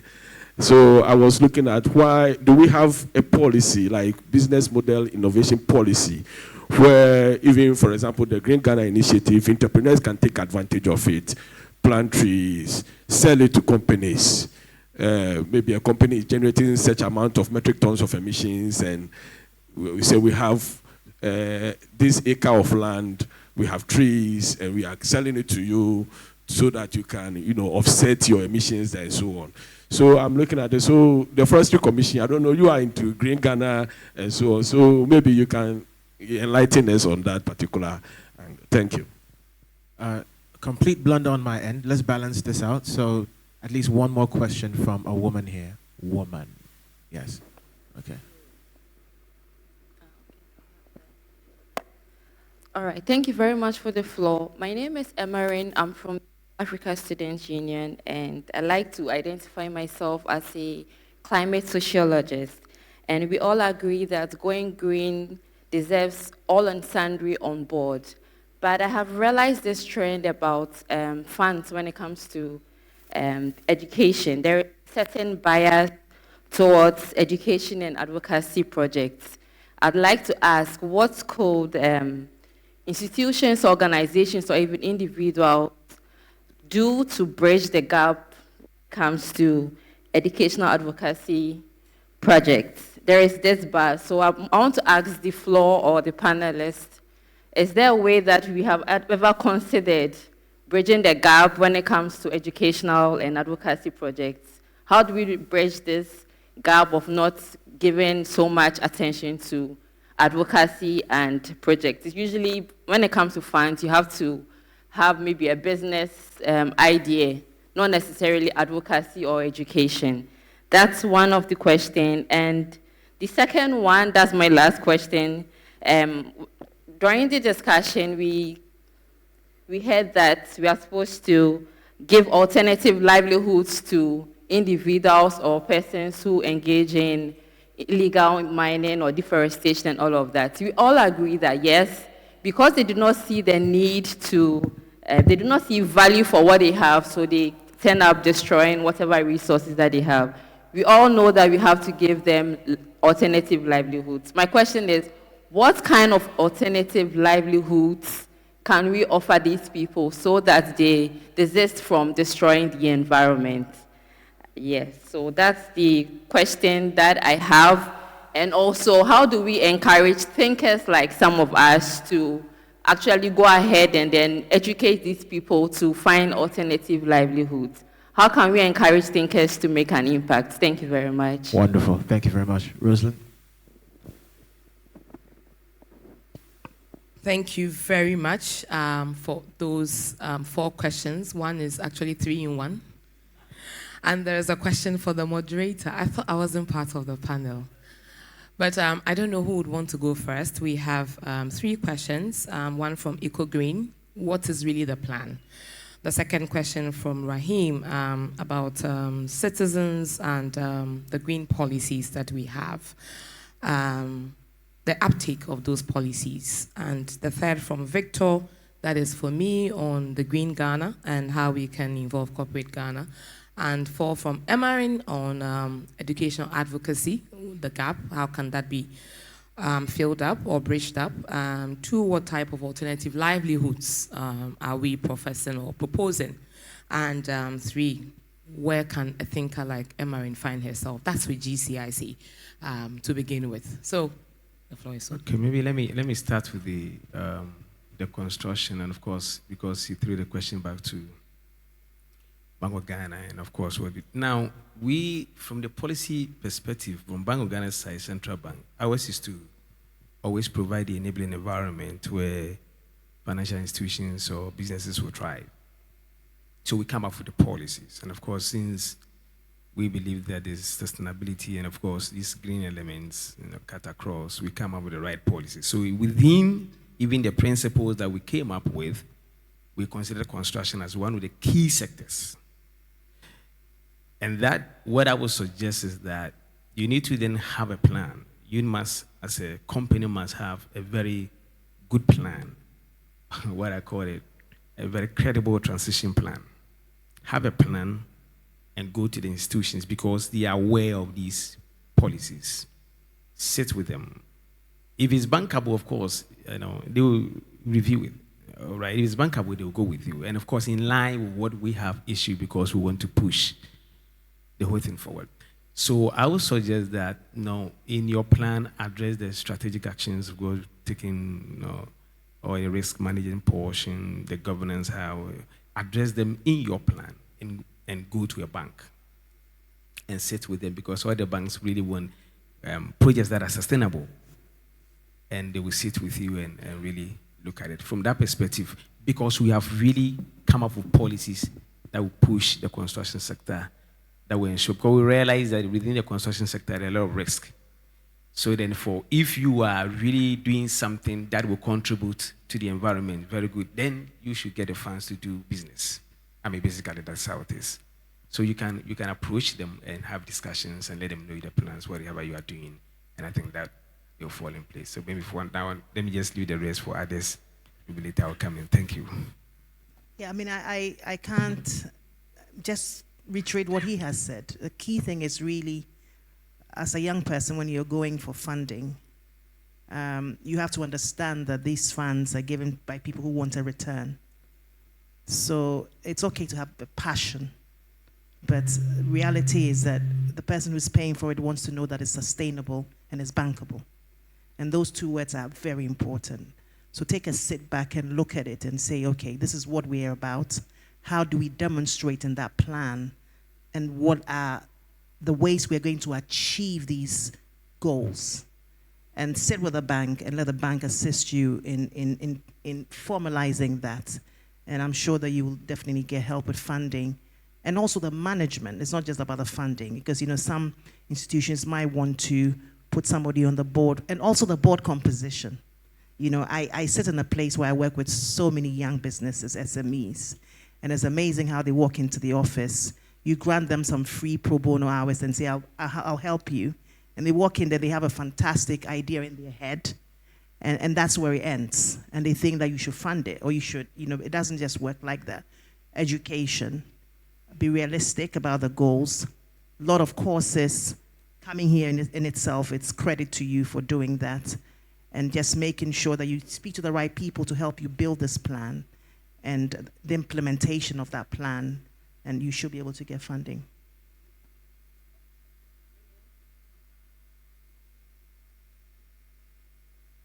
So thanks a lot for the very good and interesting questions. I'll try to touch on each one of them, I think.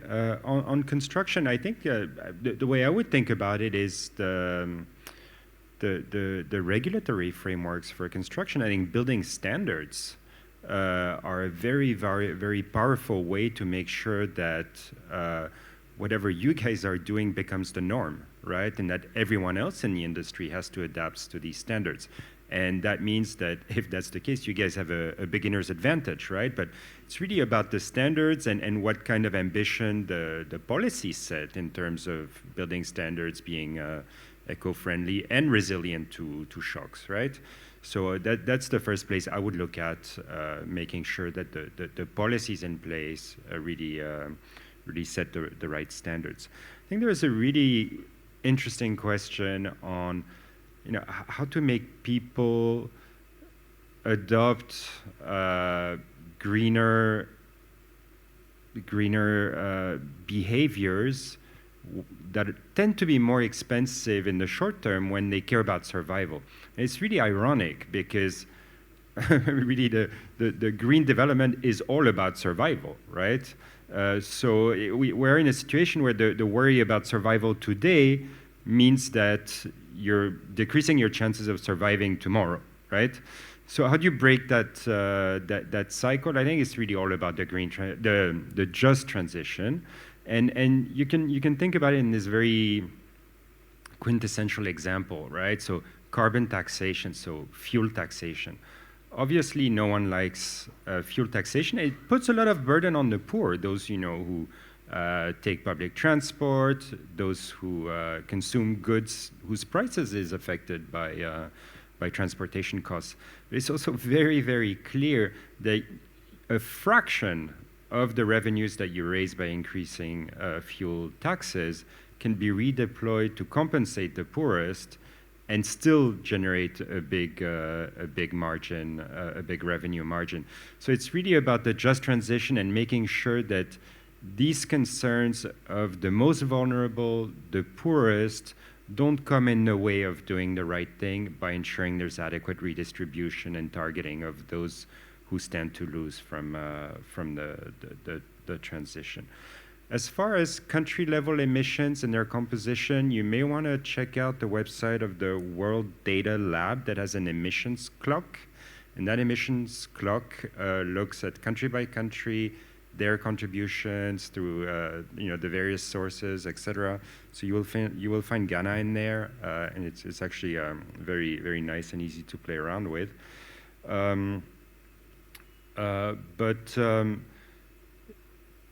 One thing that you asked is opportunities for carbon trading and monetizing basically natural assets.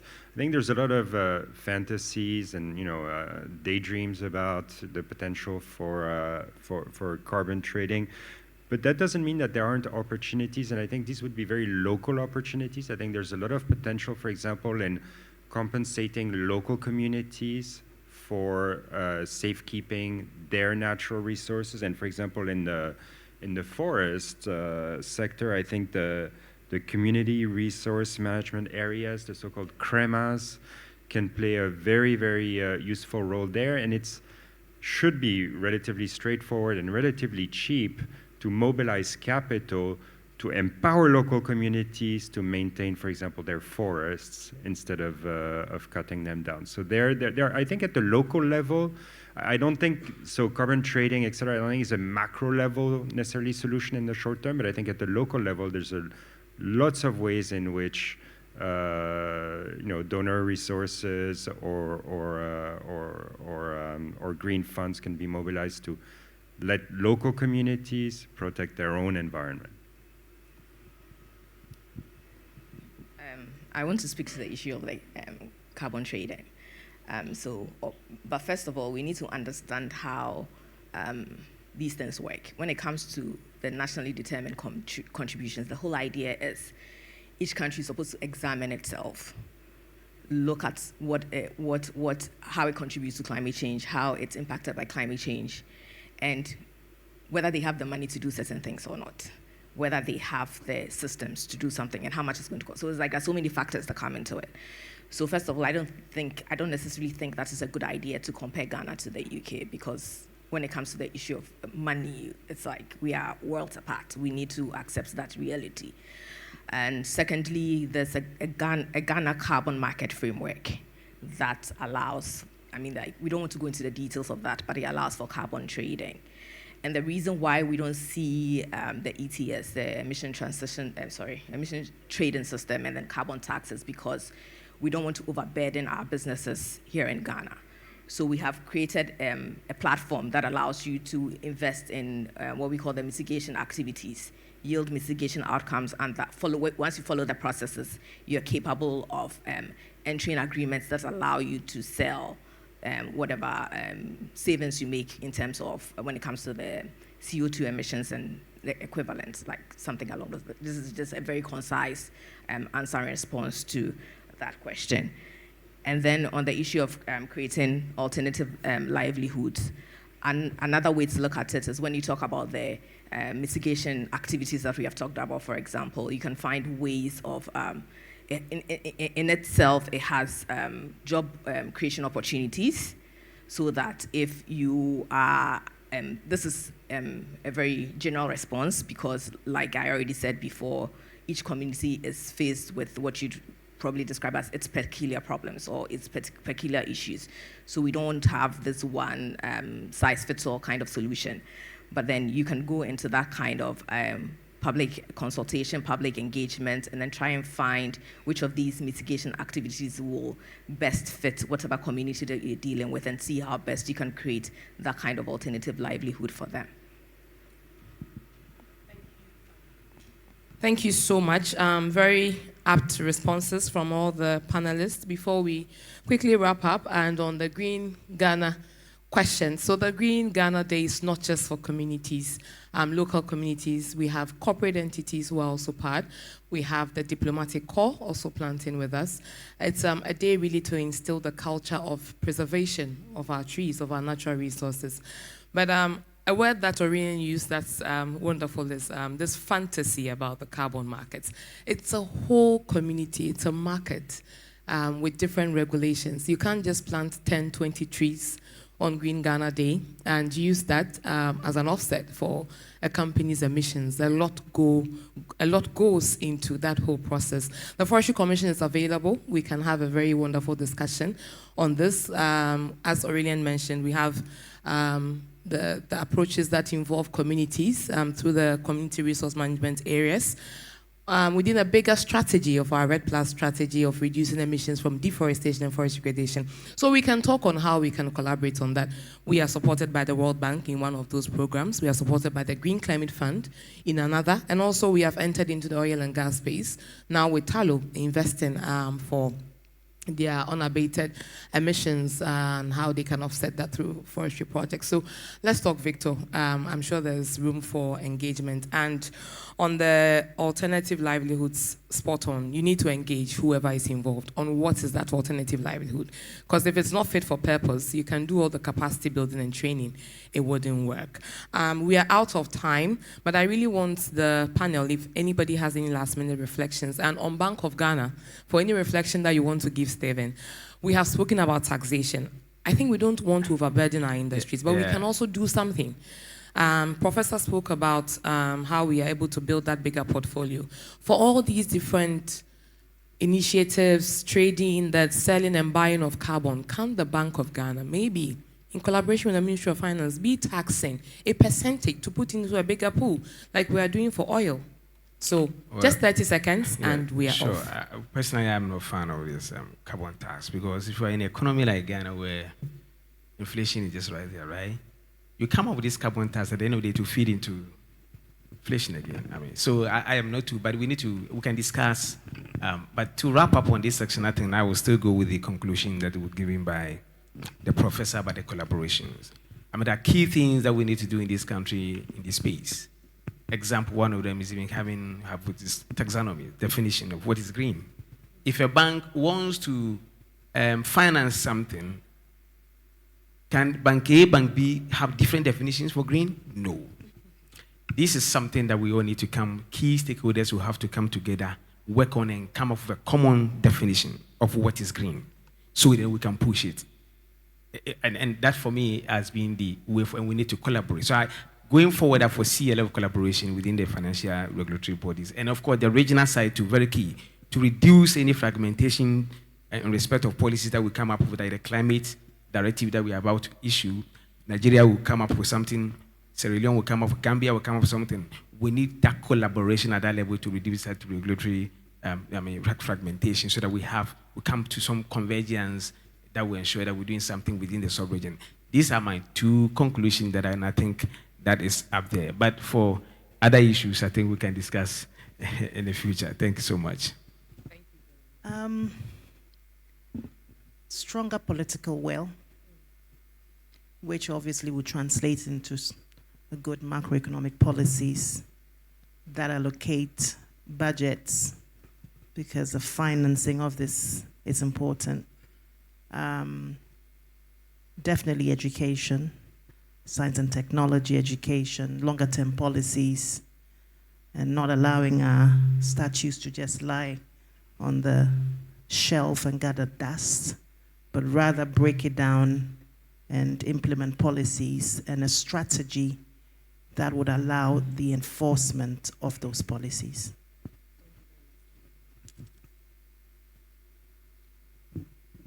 Thank you. So for the purpose of debate, I would disagree with my BOG counterpart. I'm a big fan of carbon taxation because carbon taxation is very progressive. Doesn't mean that you should raise all the taxes. You should increase carbon taxes and reduce other taxes that are regressive, like the VAT that has just been increased. So it's all a question about, are you taxing the right things? And is your taxation system progressive or regressive? Carbon taxation is very progressive. Other taxes, such as the VAT, are very regressive. And some taxes, such as the corporate income tax, hurt businesses, right? So it's all a question of what is the mix in your taxation regime. I think there's a lot more that can be done on carbon taxation. And I would also speak to fragmentation, but from a different perspective. Not to put Rosalind on the spot, but when the issue of the carbon trade came up, you looked at it from the Forestry Commission perspective. Ghana has a carbon market office. So I think that there's some of us who know what the kind of collaboration that goes on in the background, but I think that the public needs to see that all of these conversations are happening on a collaborative or in a collaborative way, so that we should find a way of putting all of these policies and all of these regulations in one space, so that it doesn't look like one arm of government is on a certain path, another arm is on it, and then we can't see the connection from where we sit on the outside. Thank you. Thank you very much to this amazing panel. Let's see the connection as some of the things we've heard. There is regulation. We need uptake. We have available documentation. We have all these aspects in Ghana. We can reach out to them. And the panel shouldn't end here. I believe that the real work is we taking it out there, out of this room, out of this hotel, and making it work and fostering the needed collaboration that we have all heard from the different speakers. Thank you very much for having us. Thank you so much. A round of applause for them. Nat Coney is a sustainability ESG lawyer, Deloitte in Touch. Thank you so much. Aurelian Kruse, the lead country economist for the World Bank, speaking our language about VAT. Thank you very much for hitting on that. I tell you, every startup will be happy to hear that. Cynthia Kweku, a founder and managing director at CQ Legal and Consulting. Stephen Amma, the deputy chief manager of Banking Supervision Department, Bank of Ghana. And of course, Rosalind, I think you'd make a great TV host. So definitely pursue that. She's the director for climate change at the Ghana Forestry Commission. We have a coffee break coming up, so during that time, for those of you who had more questions, feel free to approach them and speak to them briefly. We're going to go into a second documentary video we want to show you. This one highlights GCIC's Cohort 6, the entrepreneurs, and it covers the green businesses from each of these cohorts and what exactly they've been doing, with an emphasis on representing male and female businesses equally. So we're going to take a look at that documentary now, and after that, head over for the break and a musical interlude from a fantastic violinist who's with us here today. So if the guys in the back are ready, let's go.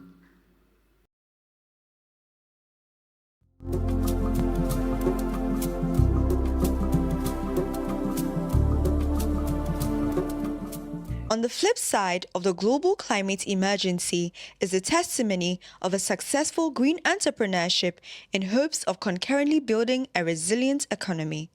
The GCIC dream unfolds with several success stories to share. My name is Frida Obeng Ampofo, and I tend to call myself the chief mixer at Kaimi because I do like mixing the great scents that you've come to love.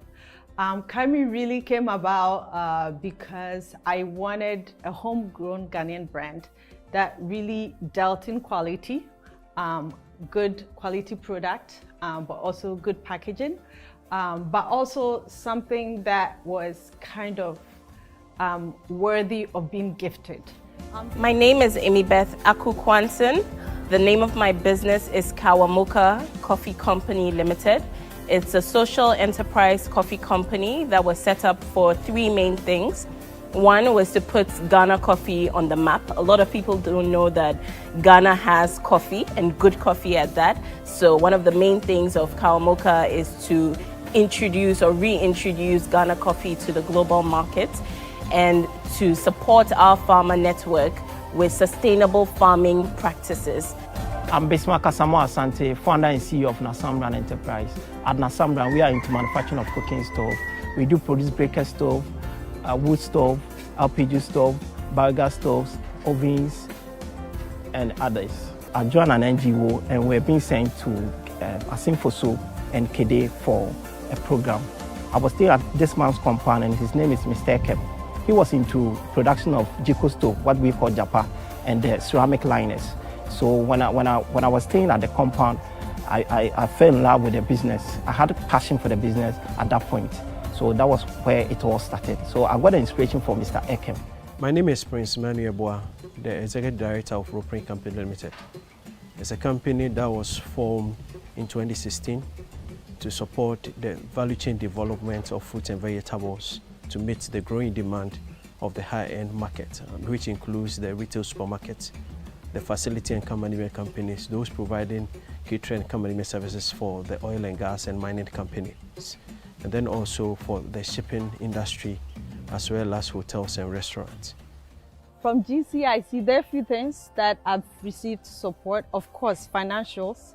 We've been able to secure funding grants from GCIC to be able to procure machines that help us automate our current system.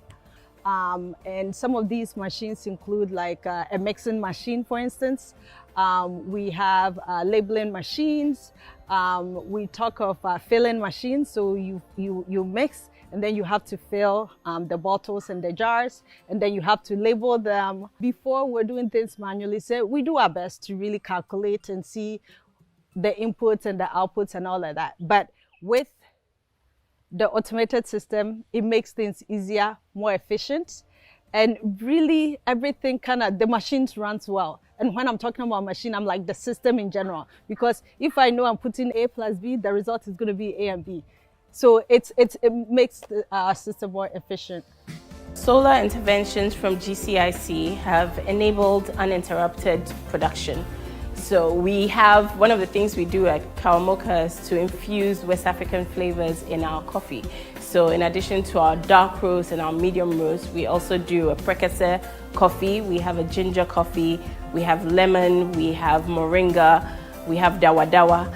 And the presence of these mechanizations now mean that whereas we could have done 200 packs in a day, we're able to double that productivity and ensure that we can even expand to more terrains. So that's a very positive one. And we're expanding while reducing our electricity bill, because now we have solar, which is based on the sun, which we have in abundance in Africa, thankfully.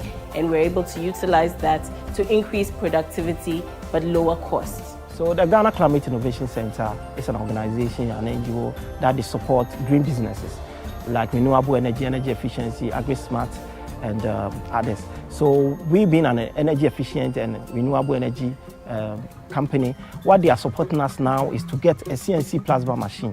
A CNC plasma machine is simply a machine that will help us with our cutting, our molding, so that now that we are using this molding to mark out and cut, when this machine comes in, it's going to maximize production and reduce costs as well. So that's one machine that they are getting for us. And another thing that they are doing for us is they will be taking some of the artisans, since the machine is a new automation to us, they'll be taking them to another facilitator for them to learn about the machines and how to use it. And when it comes to the TP, the technical and product development, they are helping us to redevelop some of our stoves, to take it to CSR, Institute of Industrial Research, to retest them, to be able to improve upon the efficiency of the stoves. I happen to have attended a number of incubation programs, but this one comes with a difference. And we are ready to chart a course that over a certain long period, we will look back and say that without GCIC, we wouldn't have gotten to where we are. And so we are much appreciative to them.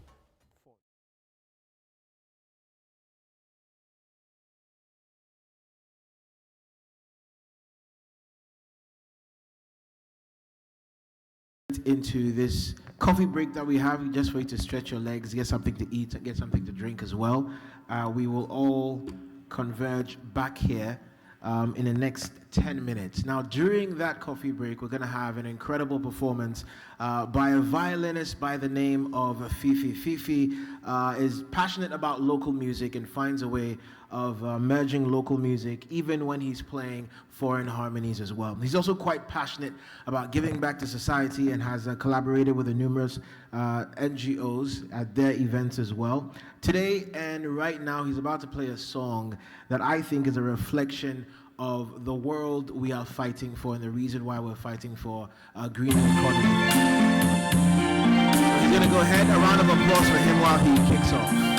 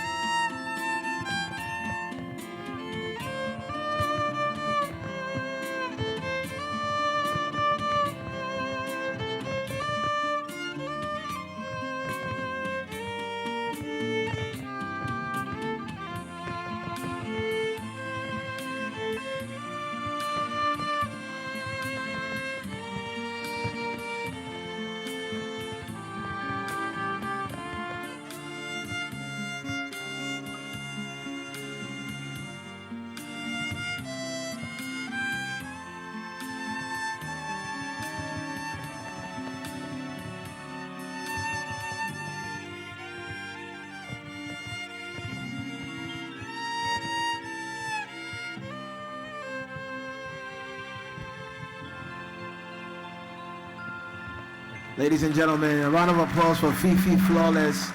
And at this point, please feel free to head to the foyer just outside the conference hall. We'll reconvene here in the next 10 minutes. Thank you.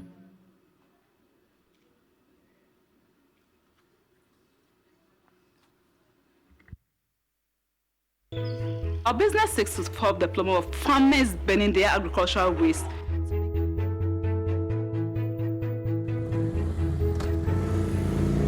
Shark Express was an idea in 2016 where I was in a place of inconvenience.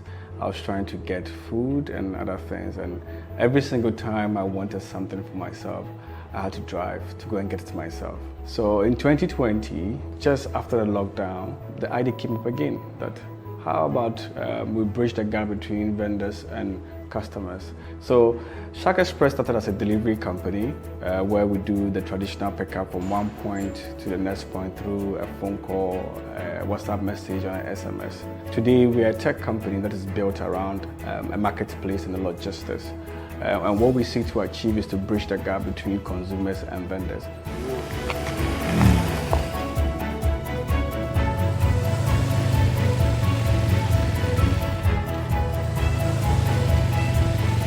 One of the negative effects of climate change on our business is inconsistent weather patterns. This affects our business directly. So we decided to phase out all our fuel-dependent bikes to electric bikes. By doing so, we saved 2.3 metric tons of carbon emission per bike to the environment. GCIC gave us access to Coursera platform where we could learn more about green business. That process itself was very impactful. GCIC has supported our climate smart innovation by giving us funds to help us acquire more electric bikes. They've also given us vast knowledge about the topic of climate change. They've taught us even how we can calculate the amount of carbon dioxide we are emitting into the atmosphere, compare it to the fuel-dependent bikes so that we know the direct impact we are having by shifting to electric bikes. We are building a future of convenience for you to be able to get the things you need faster, immediately, or now. From January 2022 to March 2023, GCIC, with support from Global Affairs Canada, has held 6 national green roadshows, supported 44 green businesses, of which 22 are male-led and 22 are female-led, created 248 new jobs, and generated over $3.2 million in cumulative revenue, and served over 3.3 million households with green goods and services, and avoided over 447,000 metric tons of carbon emissions. Find out more about GCIC. In the northern part of Ghana, where we have a lot of in a small farming community that relied mainly on rainfall to be able to supply water to our crops, to be able to grow vegetables and produce anytime we wanted. I realized that one of our main season, birds come in from nowhere to come and feast on these crops. I now come to Accra and realize that it wasn't only in the north, but with farming experiences also in the southern part of Ghana, the birds also come and feed. There have been a lot of interventions, but none was able to stay. And hence the farmers had even given up, and this had even reduced the population of cereal farmers in the country. Through this, we were able to come up with an idea of coming up with a solution for bird scaring. iScarecrow founded itself in this space. Globally, rice cultivation generates 30% of methane gas. This is as a result of the bird scaring, because the birds will just come and feed on the farm during the stage of the production before the harvesting. So farmers tend to grow more so that even if the birds should eat some, they can get some to harvest. The more the water stays in the soil, it causes some anaerobic decomposition, which generates the methane gas. So when we're able to practice our intervention called the iScarecrow solution, we're able to reduce the methane gas by 85%. GCIC has really helped us as a team. When we started this journey, all we knew was drought bring in these migratory birds, and we have to scare them off so that the farmers don't lose their crops to these pest birds. Now, with education from GCIC, we got to know that not only are we saving the farmers their yields, but we also now help mitigate climate change. A master class brought us into the knowledge of methane gas, which we learned and got to know of the impact of methane gas as a result of rice farming. And through this, we've been able to learn and now incorporate this into our talks and communication with these farmers.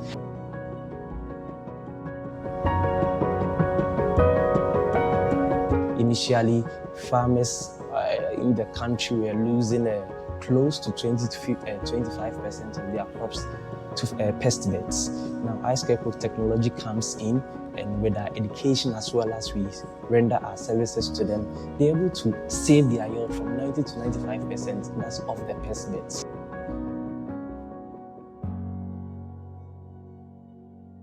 From January 2022 to March 2023, GCIC, with support from Global Affairs Canada, has held 6 national green road shows, supported 44 green businesses, of which 22 are male-led and 22 are female-led, created 248 new jobs, and generated over $3.2 million in cumulative revenue, and served over 3.3 million households with green goods and services, and avoided over 447,000 metric tons of carbon emissions. Find out more about GCIC by visiting our website at SJ Farms Limited is a Ghanaian family-owned business that primarily cultivates papaya, coconuts, and sweet potatoes for the export market, established in 2018. Prior to that, myself and my siblings, we resided outside of the country. And during one of our visits, our mother brought to our attention that she was struggling to get good quality produce. So that was our call to action to come back home and start an agribusiness and fill the void in the agribusiness sector. So SJ Farms Limited, we source on a monthly basis 20 tons of poultry manure from local poultry farms. These 20 tons, if it wasn't for us, they would be just left to rot on their fields. But we're able to repurpose this 20 tons into natural organic fertilizer, which we feed to our papaya plants.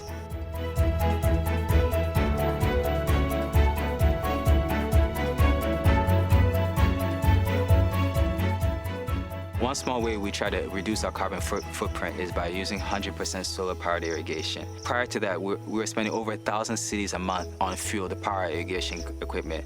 So right now, this is down to 0. We have a 5-kilowatt solar-powered pump in our dam that can provide us with up to 65,000 liters of water on a day. As you can see, it provides a precise amount of water to a precise location on the field. So there's little to no wastage of water.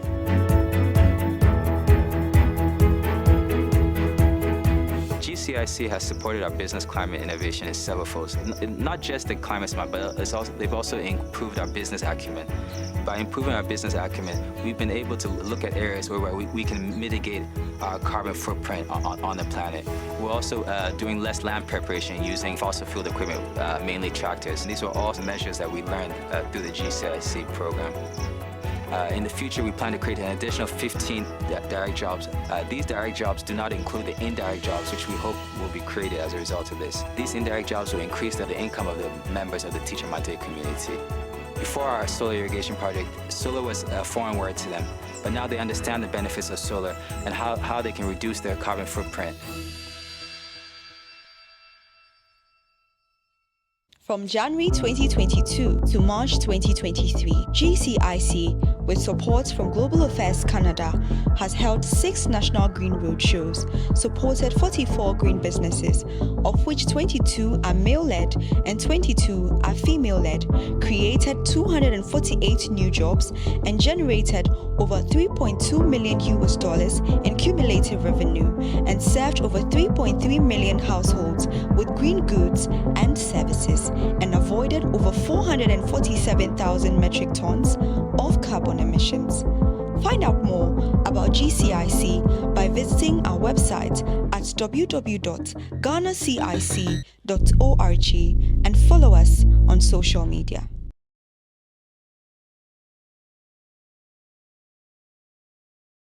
I schooled in the northern part of Ghana, where we have a lot of cereal farming ongoing, and we saw. So we started in 2016 at the time when Ghana was coming out of doomsday. But we're coming out of doomsday with a solution which was more thermal based, with little introduction to solar. At that time, we saw that no renewable energy company has set up in Kasua, and a lot of companies were coming here because population in Kasua was going up, and that is how come we started. Our focus is on renewable energy, more specifically solar power generation. And the norm in Ghana, our main source of energy has been a little bit of renewable in terms of hydropower, and more also on thermal generations. Now, these thermal generations contribute a lot to these greenhouse gases, carbon dioxide, methane, example. But as compared to solar contributes almost zero of carbon emissions.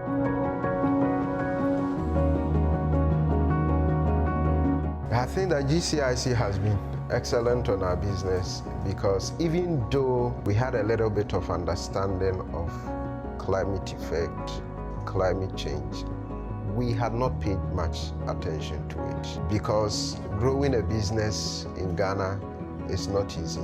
And as a result of that, you tend not also to give attention to some things which bring some economic impact. But as a result of GCIC program, we have learned, and we are still continuing learning, that the sources of the business is not only in economic terms. Our ability to make a change, make a meaning in this business and in this environment and in this community. So from 2017 to date, we have installed about 350 solar lights. We started writing to KNUST about solar lights and renewable somewhere last year. And by the grace of God, we won our first contract from KNUST.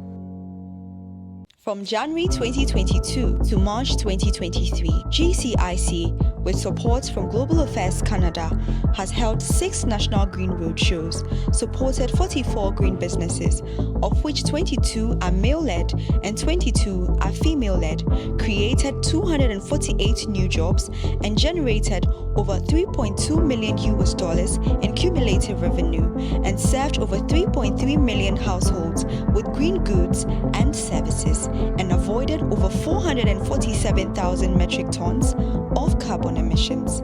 Find out more about GCIC by visiting our website.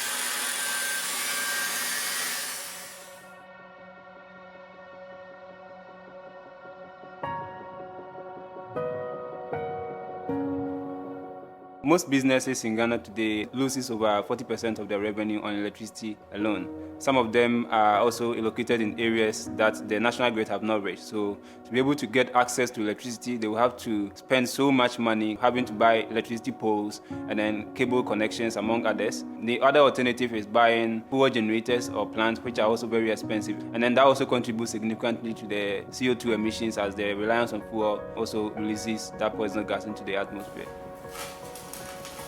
To solve these problems, we decided to find alternatives, get affordable means of electrification by using renewable energy means. To do this, we recycle electronic waste components and then we use that to produce solar energy systems, which, regardless of the location of the person, is able to provide them sufficient amount of electricity. Joining the program, we were introduced to Coursera courses. One of the key is our first steps in making the business case for sustainability, which has been one of the courses that introduced me to really understand what the impact of sustainability really means for our society and the essence of why every business or every organization should focus much on creating sustainable impact. Now, because we want to impact more and then create more sustainability, we now have found a way to also recycle the other component that was useless to us and then making them also beneficial to society. We are looking to produce at least 100 units per year. We have already started producing about 30 units now. Smart innovation of our business to the community has mostly been the job creation opportunities that we are offering to individuals who, because of maybe their educational background, may otherwise not find any sustainable job to do. We are also contributing to cutting down CO2 emissions by providing solar energy alternatives to individuals in communities. For the next 2-3 years, we will be able to reach at least 1,000 customers in Ghana and then be able to provide them with a more sustainable and affordable options of solar that they can really rely on. From January 2022 to March 2023, GCIC, with support from Global Affairs Canada, has held 6 national green roadshows, supported 44 green businesses, of which 22 are male-led and 22 are female-led, created 248 new jobs, and generated over $3.2 million in cumulative revenue, and served over 3.3 million households with green goods and services, and avoided over 447,000 metric tons of carbon emissions. Find out more about GCIC by visiting our website at www.ghanacic.org and follow us on social. Mending Papers, what we do is we use post-harvest waste from farmers, such as the plantain stems, corn husks, rice straw. We process them into papers and use them to make paper bags. Environmentally, we realize that the plastic bag waste is causing a lot of nuisance in our environment. When you come to my community, Kapa, it rains every day. And when it rains, you get some part of the town getting flooded.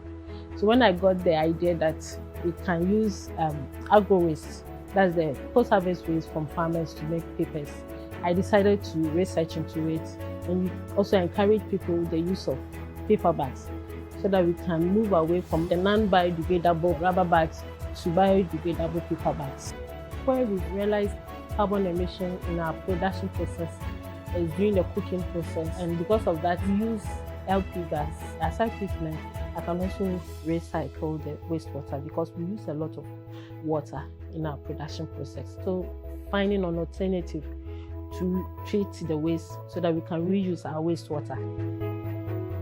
Through the GCIC program, I met an entrepreneur who is also doing something similar, and we are now sharing ideas as to how we can better our products. We've been able to increase our production, which means that we are taking more waste from farmers, those wastes which normally they burn. And now that we are no more burning that waste, we're not going to get any problem from smoke coming from burning of the farm waste. Using paper bags from farm waste is the best for our environment. In 2 or 3 years to come, I want Mending Papers to be a name that when you want to talk about paper packaging, everyone will recommend Mending Papers to you. We want to make a mark in Ghana and even outside Ghana. From January 2022 to March 2023, GCIC, with support from Global Affairs Canada, has held 6 national green roadshows, supported 44 green businesses, of which 22 are male-led and 22 are female-led, created 248 new jobs, and generated over $3.2 million in cumulative revenue, and served over 3.3 million households with green goods and services, and avoided over 447,000 metric tons of carbon emissions. Find out more about GCIC by visiting our website at www.ghanacic. The decision to start Obapa Clean Stove is based on the fact that I believe that about 90% of food prepared in the house is done by women. 70 to 80% of settlements in Ghana is at the rural areas. And when you look at the challenges they encounter to get these sticks and firewood to prepare what they eat, most of them are unable to even go to school. So I decided to come out with a product to solve that problem. Each stove you use, you're able to save the environment. So if we are doing 20,000 and we are giving it for free, then you can imagine that between 3 to 5 multiplied by 20,000 tons of carbon emission has been saved.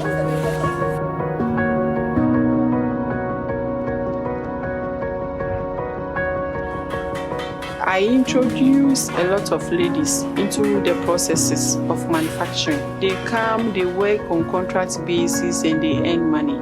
And mostly we don't even have time to train them. So it's like you come, we train you on the job. But as to how to manage your finances as a woman, confidence and all that, GCIC came in. They hosted them for 3 days and trained them. They came back and I see their level of confidence has increased. And I'm very grateful for that because, you know, as a business person, I'm looking at profitability. Sometimes we are not looking at the growth and the development of the women involved. Currently, we are doing the stove but we are now trying to put up a factory to be able to manufacture our own liners. The essence of our product has to do with the liners. We are also employing people in the community. Currently, we have over 100 staff, and most of them comes from the community. We also try and pick some street guys in quotes that we try to rehabilitate. The number of stove they're able to produce within the week, they're able to generate between 200 and 1,005 weekly, which helps the community, their families, and the community at large. From January 2022 to March 2023, GCIC, with support from Global Affairs Canada, has held 6 national green roadshows, supported 44 green businesses, of which 22 are male-led and 22 are female-led, created 248 new jobs, and generated over $3.2 million in cumulative revenue, and served over 3.3 million households with green goods and services, and avoided over 447,000 metric tons of carbon emissions. Find out more about GCIC by visiting our website at www.ghanacic.org and follow us. Growing up in a small farming community that relied mainly on rainfall to be able to supply water to our crops, to be able to grow vegetables and grains anytime we wanted, I realized that one of our main shortfalls was the fact that as soon as there was no rainfall, there was a drought, we would be basically unable to feed. I could also see a lot of waste in the environment, in metal, in wood, in bamboo, and I looked for a way for me to innovate and apply these materials, these resources that were all around us into agriculture and make a way for the local people to farm sustainably.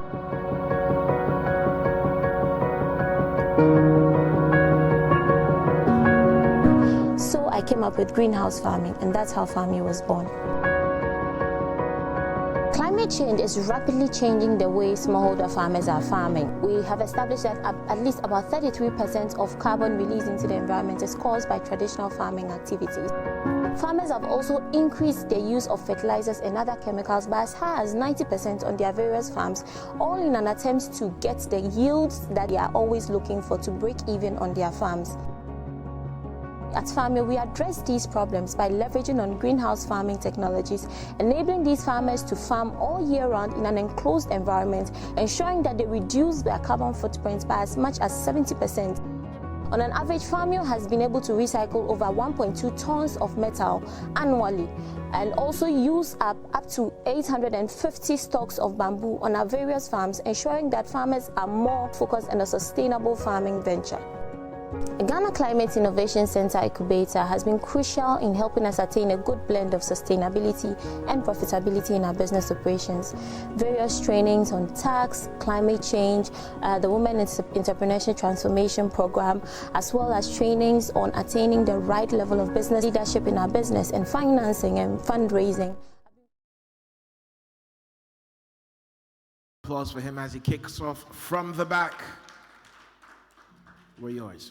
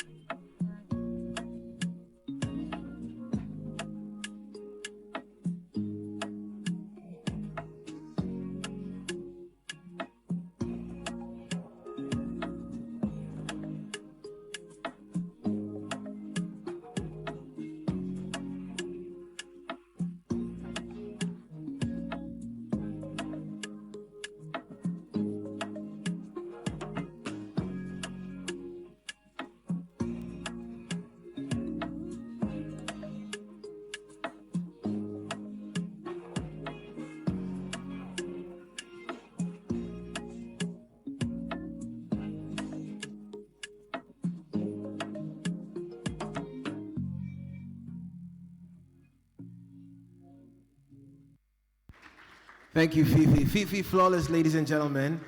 Yes, check on the environment, check on your habits. I saw quite a number of people trying to karaoke along with that song. It's a special one.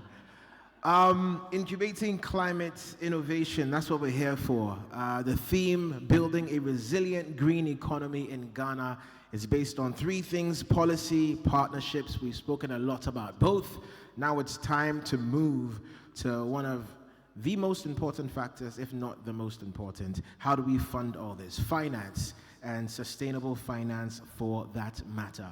To give us an address on this, I'd like to invite the client coverage, corporate, commercial, and institutional banking rep for Standard Chartered Bank Ghana, Zohe Gozi. As he comes up, please, a round of applause for him.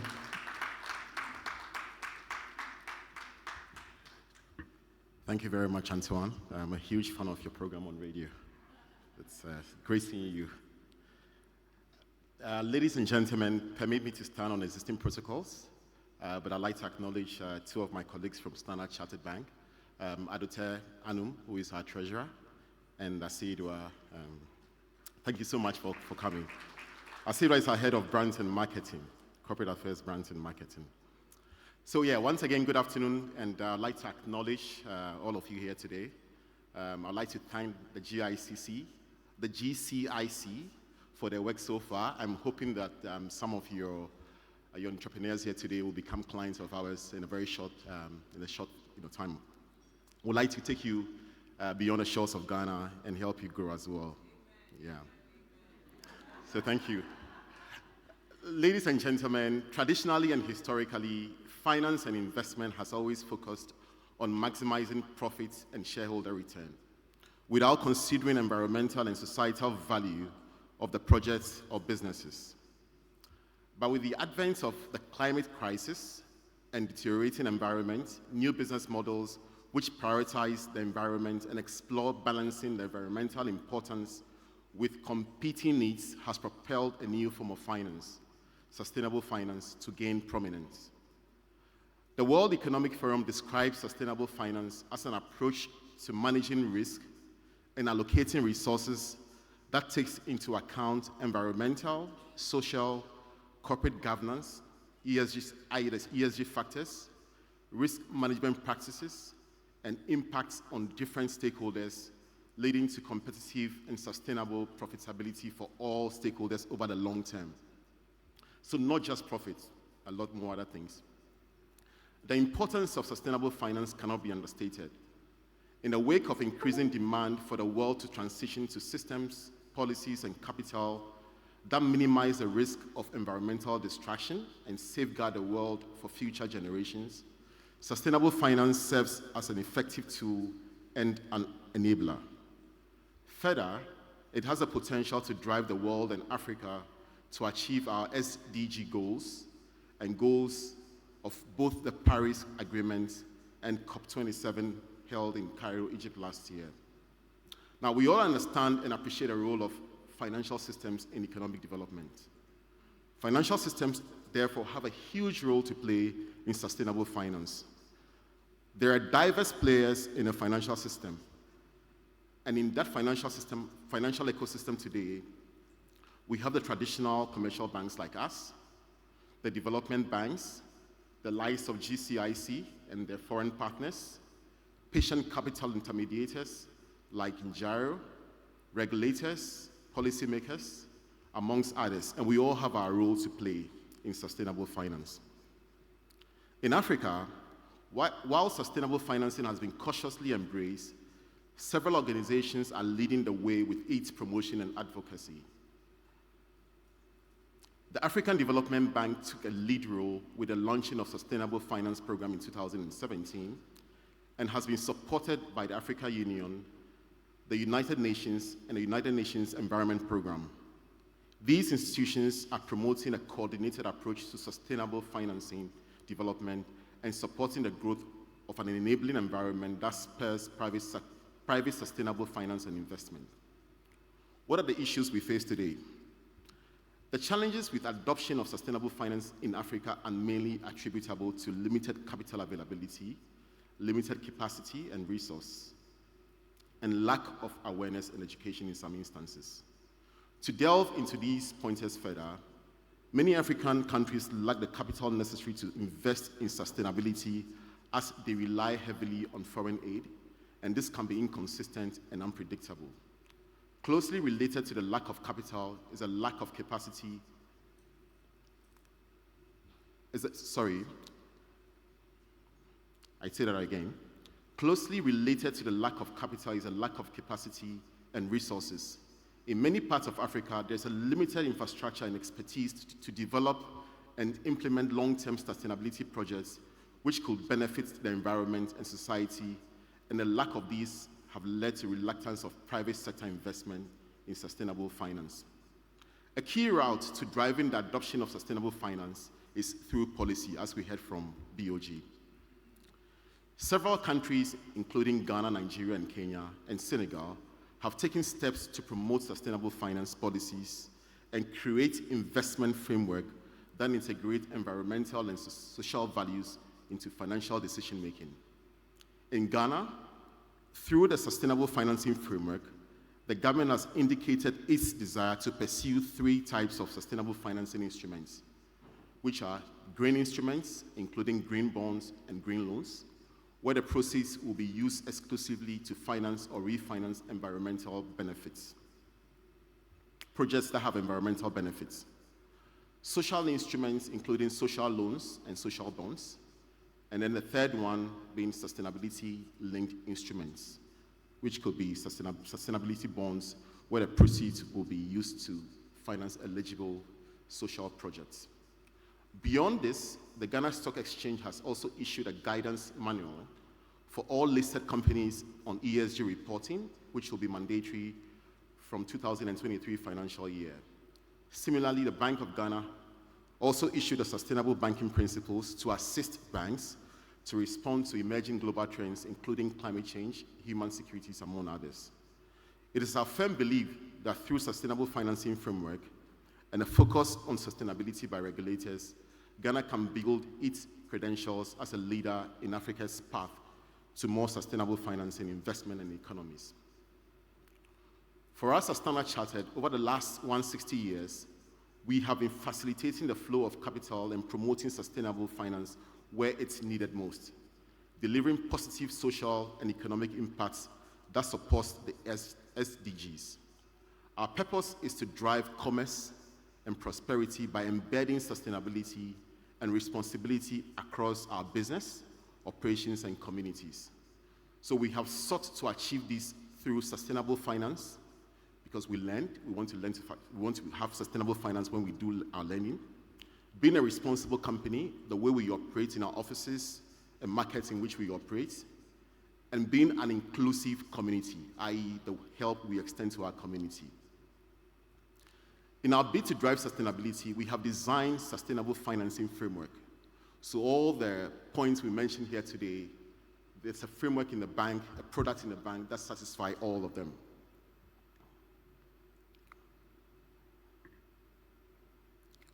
Aligned to the Standard Chartered Bank sustainability philosophy and commitment to sustainable finance, we have created a suite of products and services to mobilize capital to have a positive environmental and social impacts in our markets and enable clients to improve their own sustainability performance. We are dedicated to taking a leading role in achieving of net zero carbon emission and ensuring that we are true to our brand promise, here for good. We lead from the front based on our values and actions. And if you may permit me, I would like to highlight some of the sustainable finance aspirations and current activities. Infrastructure. We know unreliable infrastructure can impede economic growth.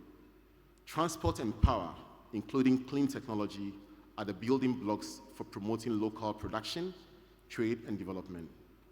As aligned in our sustainability framework and SDG goals, everyone should have access to safe, reliable, and affordable power and infrastructure which transforms lives and strengthens economies. We share our expertise to help countries raise funding, deepen capital markets, and attract investment. Globally, we have dedicated to facilitating financing for $40 billion of infrastructure projects that promote sustainable development, and Ghana has its fair share. Since 2020, we have facilitated over 500 million euros towards infrastructure to support sustainable development in Ghana. The notable transactions we are facilitating include a 240 million euro facility, and we call it a social loan, to dualize a portion of the Eastern Corridor roads. This will open the area as far as economic activity is concerned and sustainably improve the lives of people. The second one is a 200 million euro loan facility for the construction of water supply systems to provide affordable basic infrastructure, which also contributes towards meeting the UN's Sustainable Development Goal 6, that is access to clean water and sanitation for all. During COVID, we provided facilities to various clients to enable local production of critical items to mitigate the effects of the pandemic. And as a business, we have really doubled down on our support for pharmaceutical manufacturers, given their role in our lives. We recognize the growing threat of climate change. Today, climate change remains one of the world's greatest challenges, and addressing it is essential to promote sustainable economic development. In many African countries, just like Ghana, where we have low people to essential facility ratio, the impacts of climate change are more drastic on the citizens. Recognizing this globally, we have facilitated 35 billion worth of projects financing services, M&A advisory, debt structuring, transaction banking, and lending services for renewable energy. We continue to use our sustainable finance to support the renewable energy and clean technology sectors and enabling the transition to low carbon economy. In 2020, we mobilized 18.4 billion towards clean technology globally. Entrepreneurs, so I guess all of us here today, you are at the heart and backbone of our local economies, creating jobs and empowering people. Globally, entrepreneurs serve as a powerhouse for innovation and transformations, and we are leading the vision we want for the green future.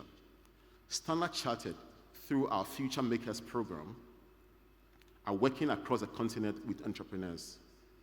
We are providing training, technical advice, and financial support which are geared towards the growth of entrepreneurs. In Ghana, through the Ghana Climate Innovation Center, i.e. the GCIC, we run the Standard Chartered Women in Tech Incubator program. Through GCIC, we have provided specialized training and grants funding of up to $100,000 to 10 women in tech entrepreneurship, and instilling these entrepreneurs the need to have green considerations for every aspect of their products, from design to final product. In total, globally, we have committed 15 billion of financing to small business clients in our business banking division, and an additional 3 billion of financing to microfinance institutions. So my unit, for instance, we have a mandate, and it's actually measurable. So we are measured on the amount of loans that we give out for sustainable causes. And we've been going around to all the microfinance companies to see whether we can lend some money to them, because in addition to corporates, we also do business with financial institutions. And believe you me, we can't find any. They're all interested in lending to, having payroll lending and activities and all that. So that's one area we can all help develop. So these microfinance institutions, if Bank of Ghana can come up, as they said, or for them to also adopt some of these principles, it'll be good for us, because then we can also deploy our funding, to them. We commit to integrate ESG considerations into all our advisory activities for third-party funds and discretionary investment mandates from 2025. To the entrepreneurs here today, I'm sure you will agree with me that access to finance and the lack of it thereof remains one of the biggest bottlenecks to the growth of small and medium-sized enterprises. However, the evolution of sustainable financing models brings to the fore impact investment and patient capital. These are alternative options to consider for finance and can offer better pathways to access finance. It is also worth mentioning that irrespective of the finance option, or preference path of an SME, SMEs, companies must be bankable, have a business case, have intrinsic value and path to profitability. So for us bankers, we're risk managers. Sometimes you think we are only there for business, but we're really risk managers. And we need to ensure that the monies that we give out, the loans that we give out, come back. So when you come to us, don't just give us an idea. And I'll give you an example. We had a client come to the bank some time ago and say, look, I have an MOU with the national grid for one of the countries. And can you finance this for me? Now, the MOU is just an MOU. It doesn't list, pricing. It doesn't talk about any of the risk that could be inherent in that business. So the project being bankable is a first step.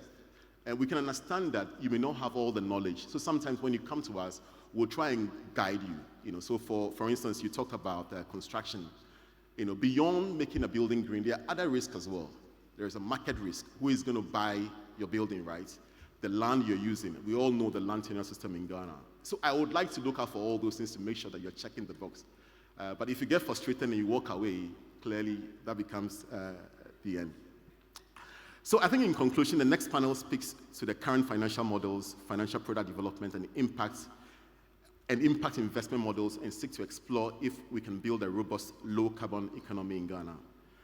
The best ways are by example, and I can talk about what we are doing as Standard Chartered Bank globally and also in Ghana, along the lines of green bonds and all the like. We are of the firm belief that if the financial sector is intentional and green focused, we have the capacity and capability and resources to develop products that supports the building of a robust, low-carbon economy in Ghana. Thank you very much.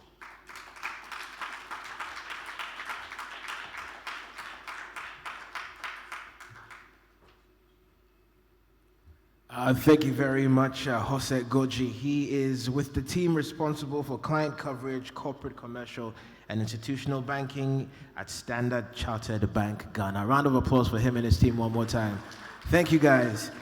Personally, I'm a fan of your bank as well. I think you guys are on one of the smoothest mobile apps. So it's good to know that you guys are investing so much. 18.4 billion globally, 500 million euros here in Ghana in sustainable projects is very impressive. Let's hear it for them. Yeah, I'd give you guys a 10 over 10, but your Liverpool affiliation is somewhere. Yeah.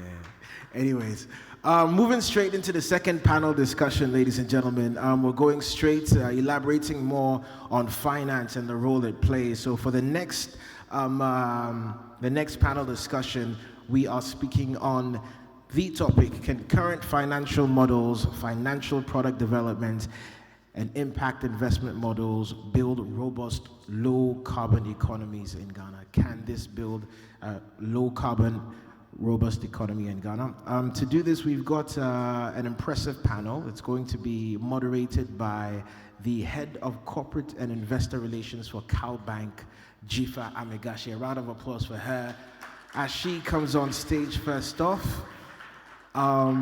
We'll follow up with Mirabelle Moreau. She's an investment director with Injaro Investments. Give it up for her as well. We also have Yao Ifriye, the Deputy Chief Executive Officer for Ghana Investment and Promotion Center. Good to have you here. Also, Hamdia Ismaila, the General Manager for Ghana Venture Capital. Thank you for joining us. A round of applause for her. And finally, Valerie Labi, the Chief Executive Officer and co-founder of Mana Mobility. All right, I will ask that when you are speaking, you speak directly into the microphones for those at the back to clearly hear you. Madam Jifa, over to you.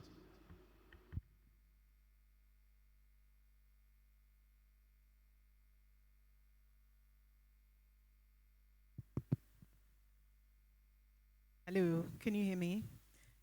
Good afternoon, everybody. And I would like to first of all say a huge thanks to the GCIC.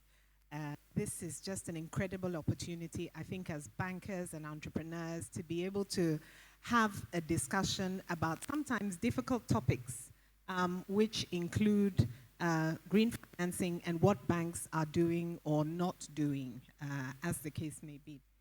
So we have this illustrious group of panelists here. I think you know who they are, starting with Valerie from Mana Mobility, Hamdia from the Ghana Venture Capital Fund, Yawa Friye from Ghana Investment Promotion Center, and then Mirabel from Injaro Investments, which is a fantastic impact investor in Ghana. I'd like to start by just speaking personally about how banks and local banks actually deliver sustainable financing in Ghana. And in my day job as a banker, the discussions we're having here are discussions that we have internally. And I think one of the key challenges that my colleague from Standard Chartered mentioned is the difficulty that some bankers face locally around making sure that their sustainable finance offerings are adaptable or adapted, appropriate, but also affordable.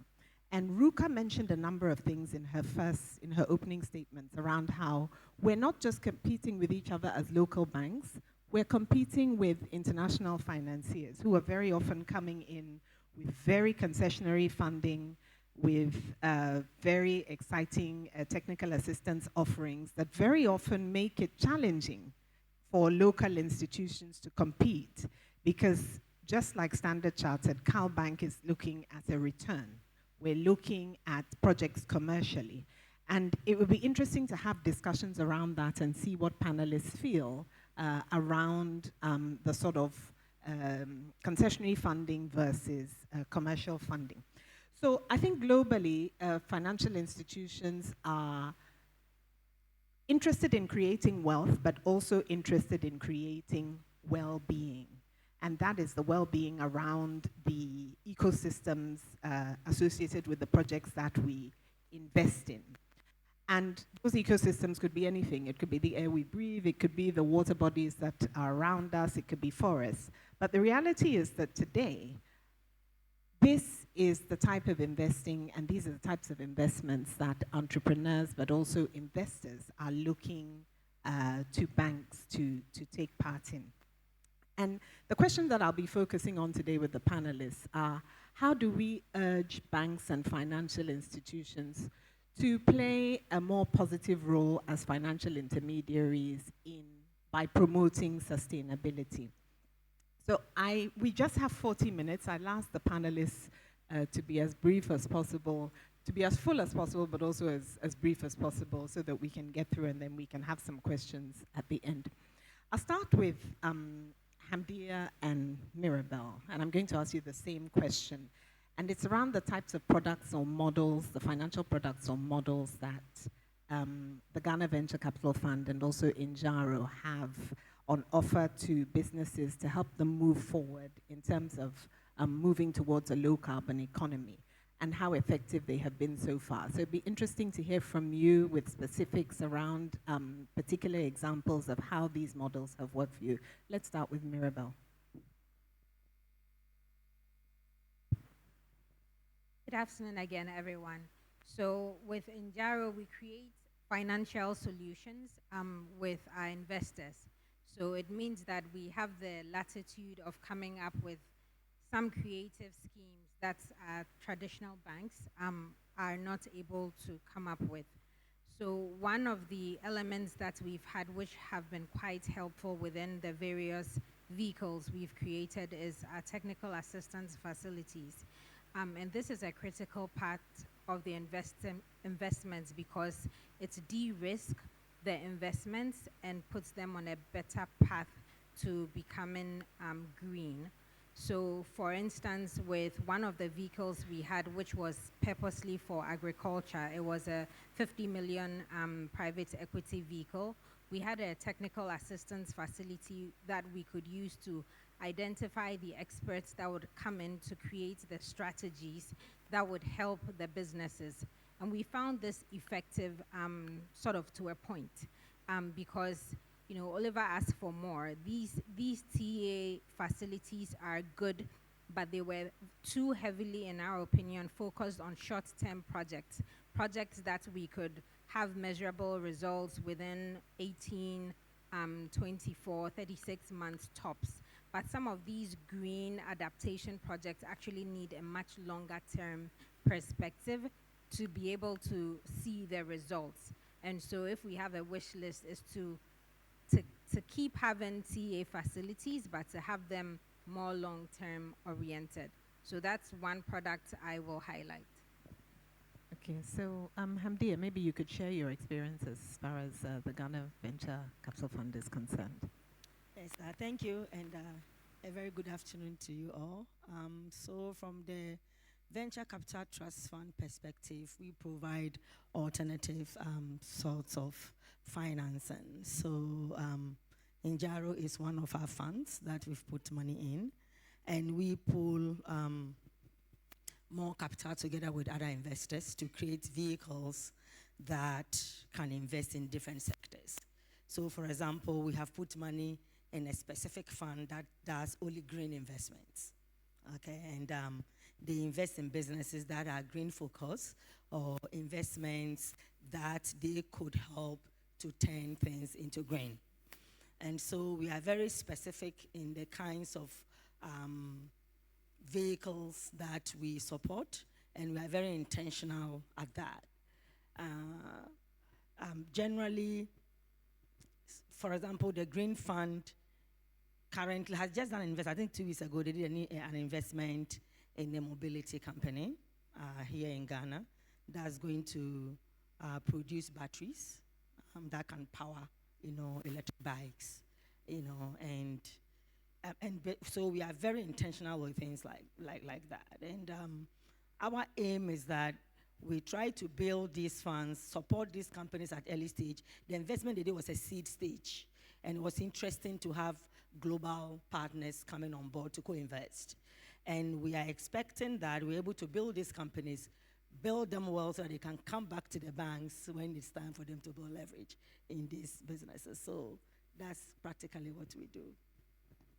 Okay, so we've highlighted support on the technical assistance side, but also specifics around sectors. Valerie, I'd like to come to you. And I know that typically in Ghana, green finance, when we talk about green finance, we tend to focus on the energy sector, so renewable energy, and less so on transport and agriculture, which are sectors that are equally sort of polluting. You are the founder and CEO of Mana Mobility, and you're doing great pioneering work around electric bikes and also electric vehicles. What are some of the challenges that you have faced in accessing financing in Ghana? Yeah, thank you. It's a real honor to be here today. And I think to your point in terms of challenges, I think the first thing starts with our vision of how we're defining climate innovation. I think it's very easy at the moment, particularly in the EV space, to say, I want to start an EV company and just bring vehicles from China. But it is virtually impossible to start an EV company where we're actually designing a vehicle. And that's where we started. We actually designed our bike in Tamale. I think the thing for me that was difficult around accessing finance has been when you walk into a financial institution and you're a young lady in Tamale who's designed an electric vehicle, the first thing they ask you is, have you done this before? Well, that's the definition of innovation. It hasn't been done before.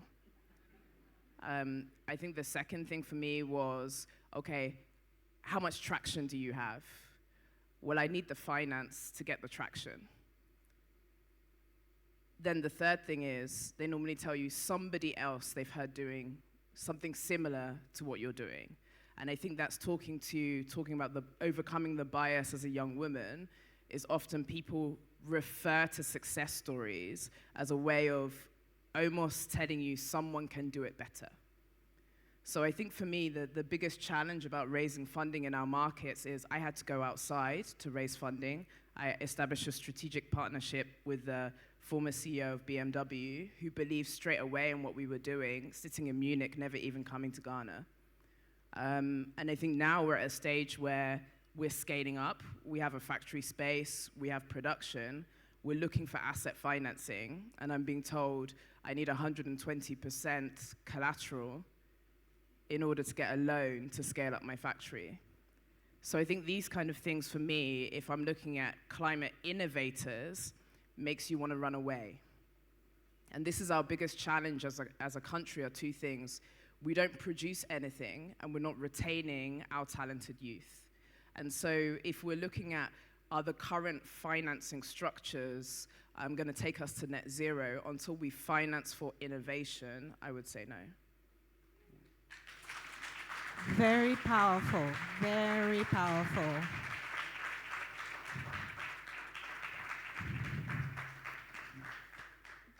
So I think super powerful, Valerie. And in the earlier panel discussion, I think we alluded to, or some of the panelists alluded to, cultural issues in Ghana. And one of the things that I know we all experience is this sort of subconscious cultural bias around youth and sometimes around gender. And I think Valerie has articulated that quite well. Things that are not spoken about, but you feel them the minute you walk into the room. So thank you very much for that, Valerie. Very brave of you. So moving on to I'd like to talk sort of more about the government perspective. And GIPC is the umbrella organization that basically oversees all investments across various sectors in Ghana. And some of those sectors, including the mining sector, oil and gas sector, I would say sustainability and probably decarbonization should be top agenda items on those CEOs' minds. At the GIPC, where are you seeing investor interest in green investments in Ghana? And also, what are some of the key partnership opportunities that you are looking at that are available to Ghanaian entrepreneurs? So, where are you seeing the real interest? What sectors are you seeing the real interest in?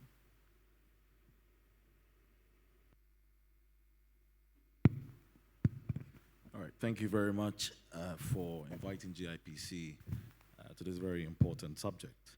I think for us, we are in a very difficult place. On one hand, government is in a balance of payments conundrum where we're seeking to try as much as possible to bring in direct investment to finance our priority initiatives. So that's number one. And those priority initiatives cuts across a few ring-fenced sectors, so agriculture, and within that, the value chain of processing and adding value, etc., is key. In minerals and extractives, it is the same thing. In tourism, in healthcare, in education, the overriding theme is around value addition and value creation and retention. But unfortunately for us, if you look at the global indices, foreign direct investment has slumped in a post-COVID setting. I think that should be the context. And the most desirable element of foreign direct investment, which we require to leapfrog and add value to our priority sectors, which is the greenfield type of foreign direct investment, has also slumped. And there's also M&A activity traditionally that hasn't favored our part of the market. Now, again, to put it in even more context, foreign direct investment for Africa in 2021 was approximately 84 billion. And that figure sounds amazing, but in the global foreign direct investment context, that is only 5%. And within that, West Africa takes about 15 billion of that. Ghana took 2.6 billion in 2021. So we're really dealing with paltry sums here when it comes to capital injection to finance priority initiatives. And so government has to look within this basket of inward investment and determine for itself what are the areas that will give us the transformational good, the dividends on that capital. And I'm afraid the green agenda, the adaptation agenda is often overlooked because we have immediate pressing issues around physical infrastructure, around jobs and livelihoods, and these are the things that government often is preoccupied to deliver. And so at GIPC, we are working to, first of all, meet the direct investment needs of the country, but we also recognize that there is a pool of capital out there, which is concessionary, which is frankly cheap, and is looking for a home. And it requires partnerships like Mana Mobility and other entrepreneurs that are here to be able to take up that financing. But unfortunately, for a number of reasons, I think some have been cited on the previous panels, the matchmaking of that opportunity to projects isn't there quite yet. And so using platforms like GIPC's Young Entrepreneurship Forum, we're seeking to bring young people to the conversation, help with technical assistance, working with the likes of Injaro, the Ghana Enterprises Agency, and other youth-focused agencies in Ghana to try and close the technical gap. And then working with financial institutions, begin to talk about financial literacy and how to even attract that green financing, because the green financing keeps knocking at our doors. Recently, we were in Scandinavia where we spoke to a number of DFIs.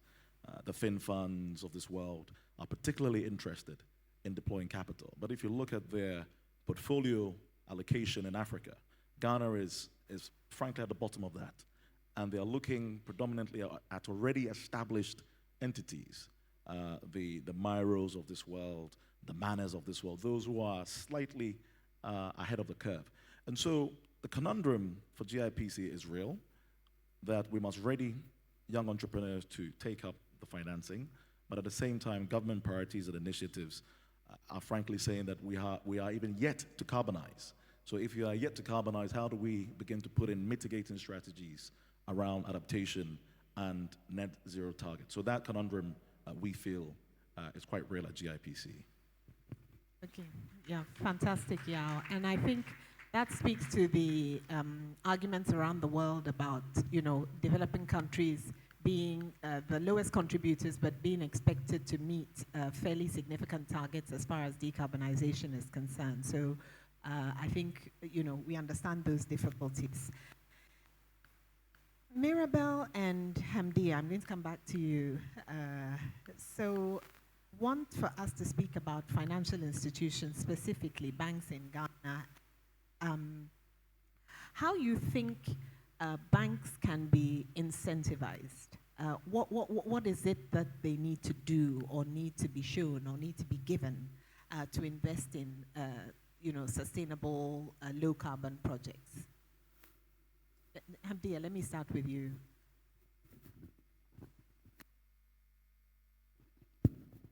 Thank you. I think that we need, incentives, having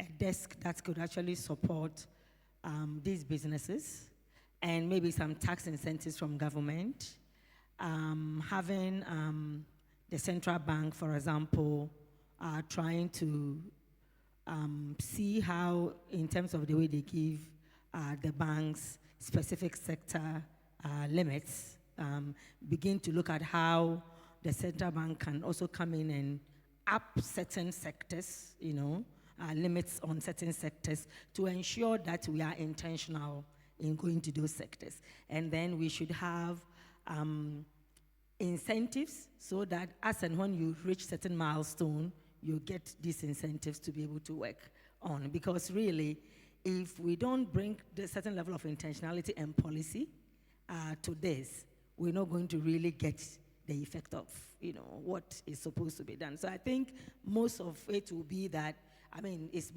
mostly fiscal incentives, by giving tax incentives where people see it very clearly. But there's also a way of bringing in some more money, supporting the banks to create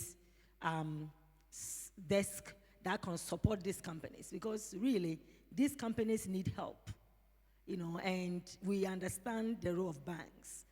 Banks are supposed to return money to their shareholders and also their investors, right? So they need to return money, they need to be profitable, they need to be sustainable. So they can't really throw this money out and not getting it back. But innovation is expensive, and supporting innovation can be costly. And green business takes a long time.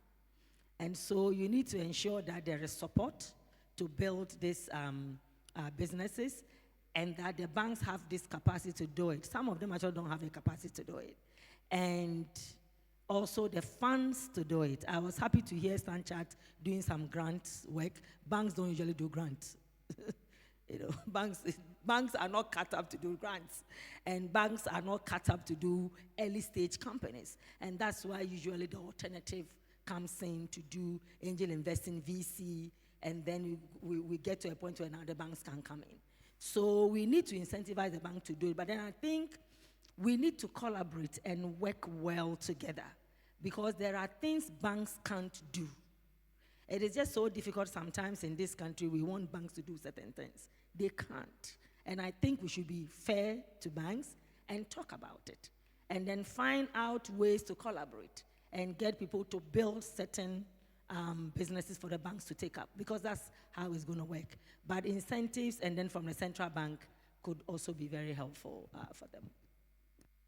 Great, and I appreciate the fact that you talked about there are certain things that banks maybe not can't do, not impossible, but are difficult because of the regulatory landscape. Mirabel, in terms of being an impact investor, what would you like to see banks doing to enable them deepen their impact in the sustainable finance space? So it's quite challenging. I think for banks, you look at what their sources of capital are and what it can permit them to do. So we fund managers, we are small businesses, and so we go to investors, we have conversations very similar to what Valerie has. They'll tell us, oh, we can fund this, we can't fund this, and then we come up with a strategy. For banks, the capital base is mostly depositors' assets. And so that creates a tension between preservation of capital and risk management versus putting more capital at risk. So number one strategy that I think would be helpful for everyone is looking at the terms at which banks and fund managers are getting their capital.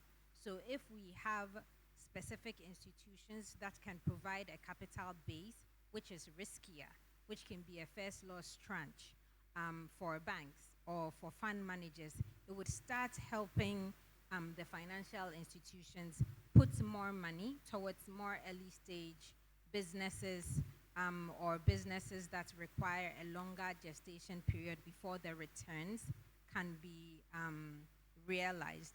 The second one is pay for performance schemes. So these are bonus schemes, and we've seen some of them for sector targets.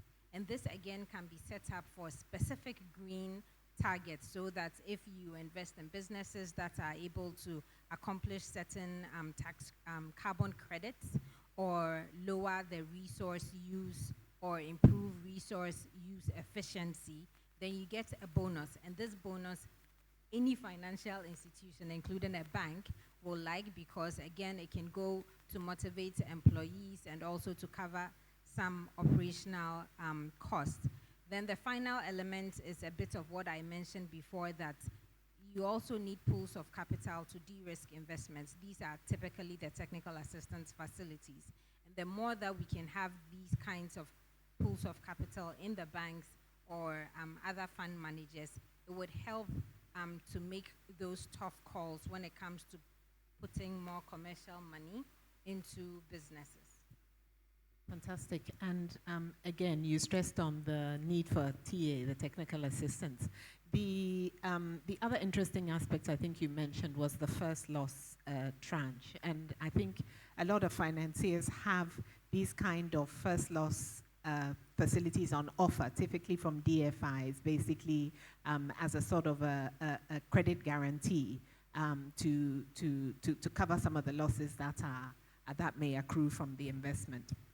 Yeah, I'd like to come back to you and talk about impact investing and some of the models that are probably celebrated across the world in terms of successful models of impact investing.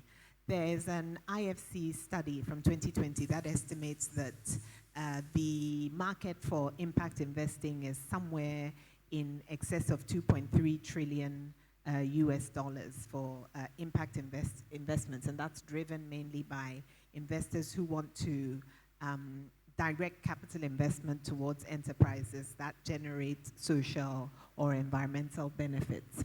And yeah, my question is, what models do you see outside of Ghana in terms of impact investing that you think we can learn from or that we can emulate in Ghana?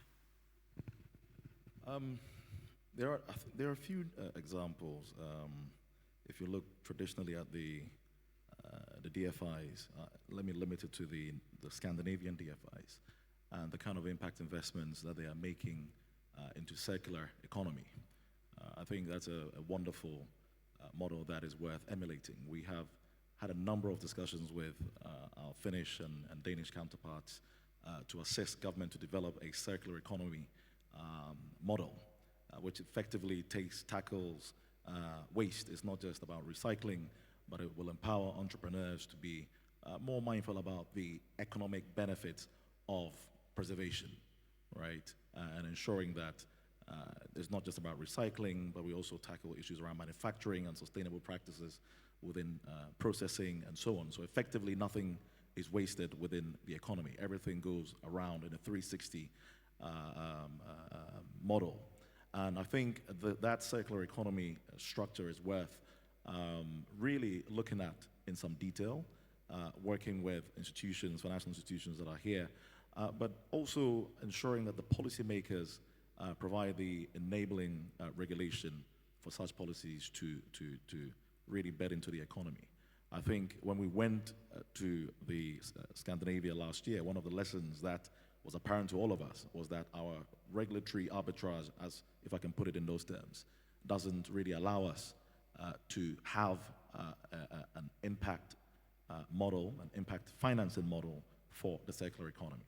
And why do I say that? Is because we have competing agencies who have their own P&Ls, right?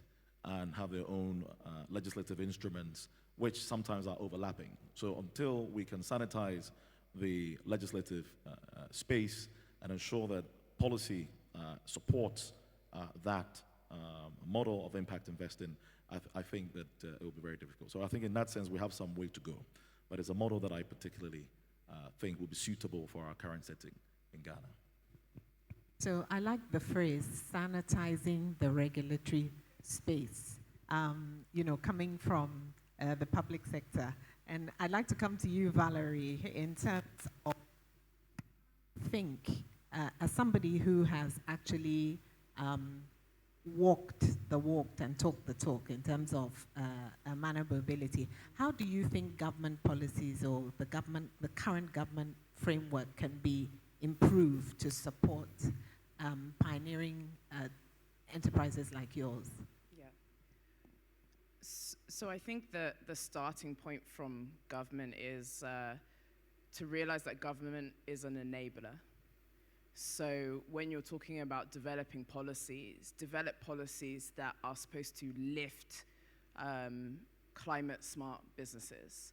And I would say that before we even get to policy, we should talk about procurement. Most startups in this space need off-takers. So I think one opportunity I see is for the government institutions themselves, who are probably the biggest consumers in our market, to start looking more locally and being very, very deliberate about who they include in their overall procurement decisions. So something as simple as getting a register or a rota of climate smart businesses, and then when we're going for procurement for certain things, being able to say X percentage should go through this channel. I think that's the starting point to actually stimulating local entrepreneurship. I think that the second thing for me has been a really positive engagement with the EPA. I think they're doing a lot now to try and broker bilateral deals for carbon offtake. And I would say before the work they were doing, it was difficult for entrepreneurs in the market to really access carbon markets. So I think that this is an opportunity for the banks and government to come together to say, this is happening. We have other bilateral governments being off-takers. How do we finance those companies who are successfully going through this process? I think at the moment, the onus is on entrepreneurs to go door knocking. I have this contract. How can you support? But we all know what the government is doing. We know the banks want to invest in a green space, and this is a very, very low-hanging fruit to step in. And then I would say finally is probably just around cohesion between government institutions. So you see in the area of automotive, you can go to one institution and then they tell you these are the guidelines for how you build a electric vehicle in Ghana. Then you go to another institution and then they tell you, well, even if you adhere to this guideline, there's no facility in this country to support you to even reach to that standard. So I think there's a lot of contradictory elements between the different government departments, and I think that there needs to be more cohesion about the areas that we're deliberately going to push, to be able to say, okay, let's start unblocking these contradictory elements in policy, or let's be open to creating more flexible guidelines with the businesses that we see that the government wants to also incubate. Great, and I like the idea that you suggested around sort of building a certain preferential status around companies that have actually sort of taken the leap to operate more sustainably, so that they're almost given sort of preferential treatment and almost shown that this is the way. If you do this, there are benefits that can accrue. I'd like to take a couple of audience questions before we come back to the panelists to wrap up. So if we could have the moving mic. Are there any questions for our panelists? Antoine, if you could moderate. And questions from ladies very much encouraged. We're talking about cultural bias. I think the microphone is in the back. Okay, so we can begin there and then we'll come to the front. Hello. Yes. My name is Rahim again from Recycle Up Ghana. I have two questions. Working with green SMEs for close to a decade, I've realized that most of the SMEs who continuously benefit from financing are usually the same, right? So my question to the finance people over there is, how do we ensure that we build a very robust pipeline of green SMEs that can continuously benefit, thereby reducing the carbon emission in the country? Now, the second question that I have is on the same experience of seeing a lot of green SME who are mostly on the side of adaptation and resilience, not benefiting from the financing opportunities. Most often than not, it's mostly the people or the SMEs that are reducing carbon that are always benefiting. So how do we also look at that component of adaptation? Because it's a physical survival instinct that we need to survive at some point. And it's very clear that Ghana is at risk more than being responsible. So how do we also put that focus? Let's take another series of questions. And panelists, it gives you time to gear up for your answers. Okay, go ahead.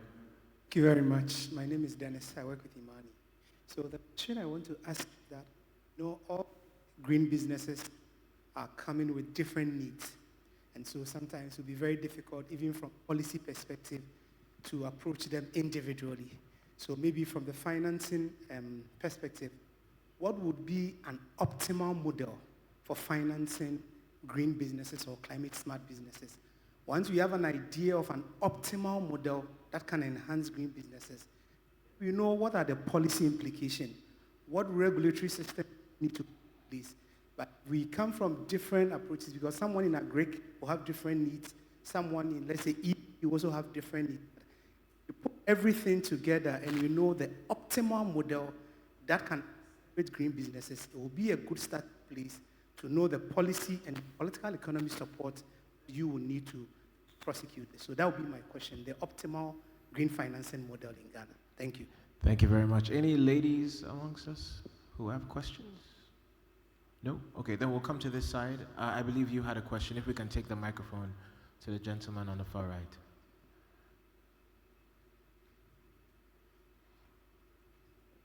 Thank you. Good afternoon. My name is Nathan. I work with my question specifically to Valerie, if I'm allowed to do that.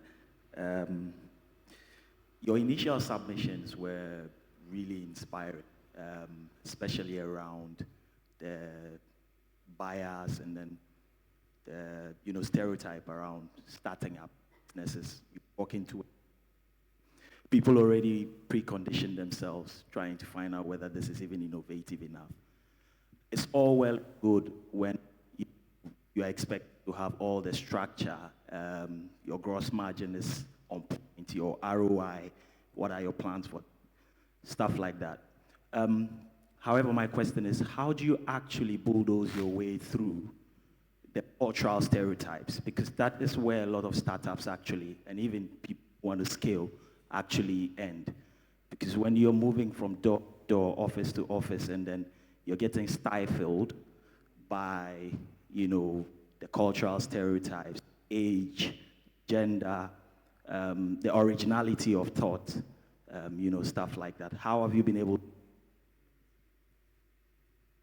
from your experience? Thank you. Yeah. Yeah, I think because there's also one last panel question that I'd like to ask. I'm going to ask Hamdia to talk, to address the question around why is it that it's the same SMEs that seem to win the prize all the time. They're basically being recirculated, and there isn't sort of new, fresh blood coming into the green financing space. First of all, do you agree?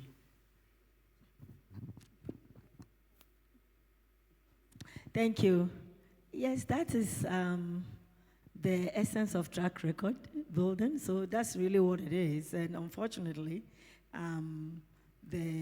what he's saying is true, but it is because they have built a certain track record with a financial institution. They know them, and they have probably given them money. They have worked and brought the money back. And so going back for more money makes it easier. And so I think what we need to do is to begin to support the new ones coming with small monies and then build them up to that. And so your question around that, and also pipeline building. For example, GCIC is a pipeline, is in pipeline building, right? So they run cohorts of young people with different business types, and they prepare them.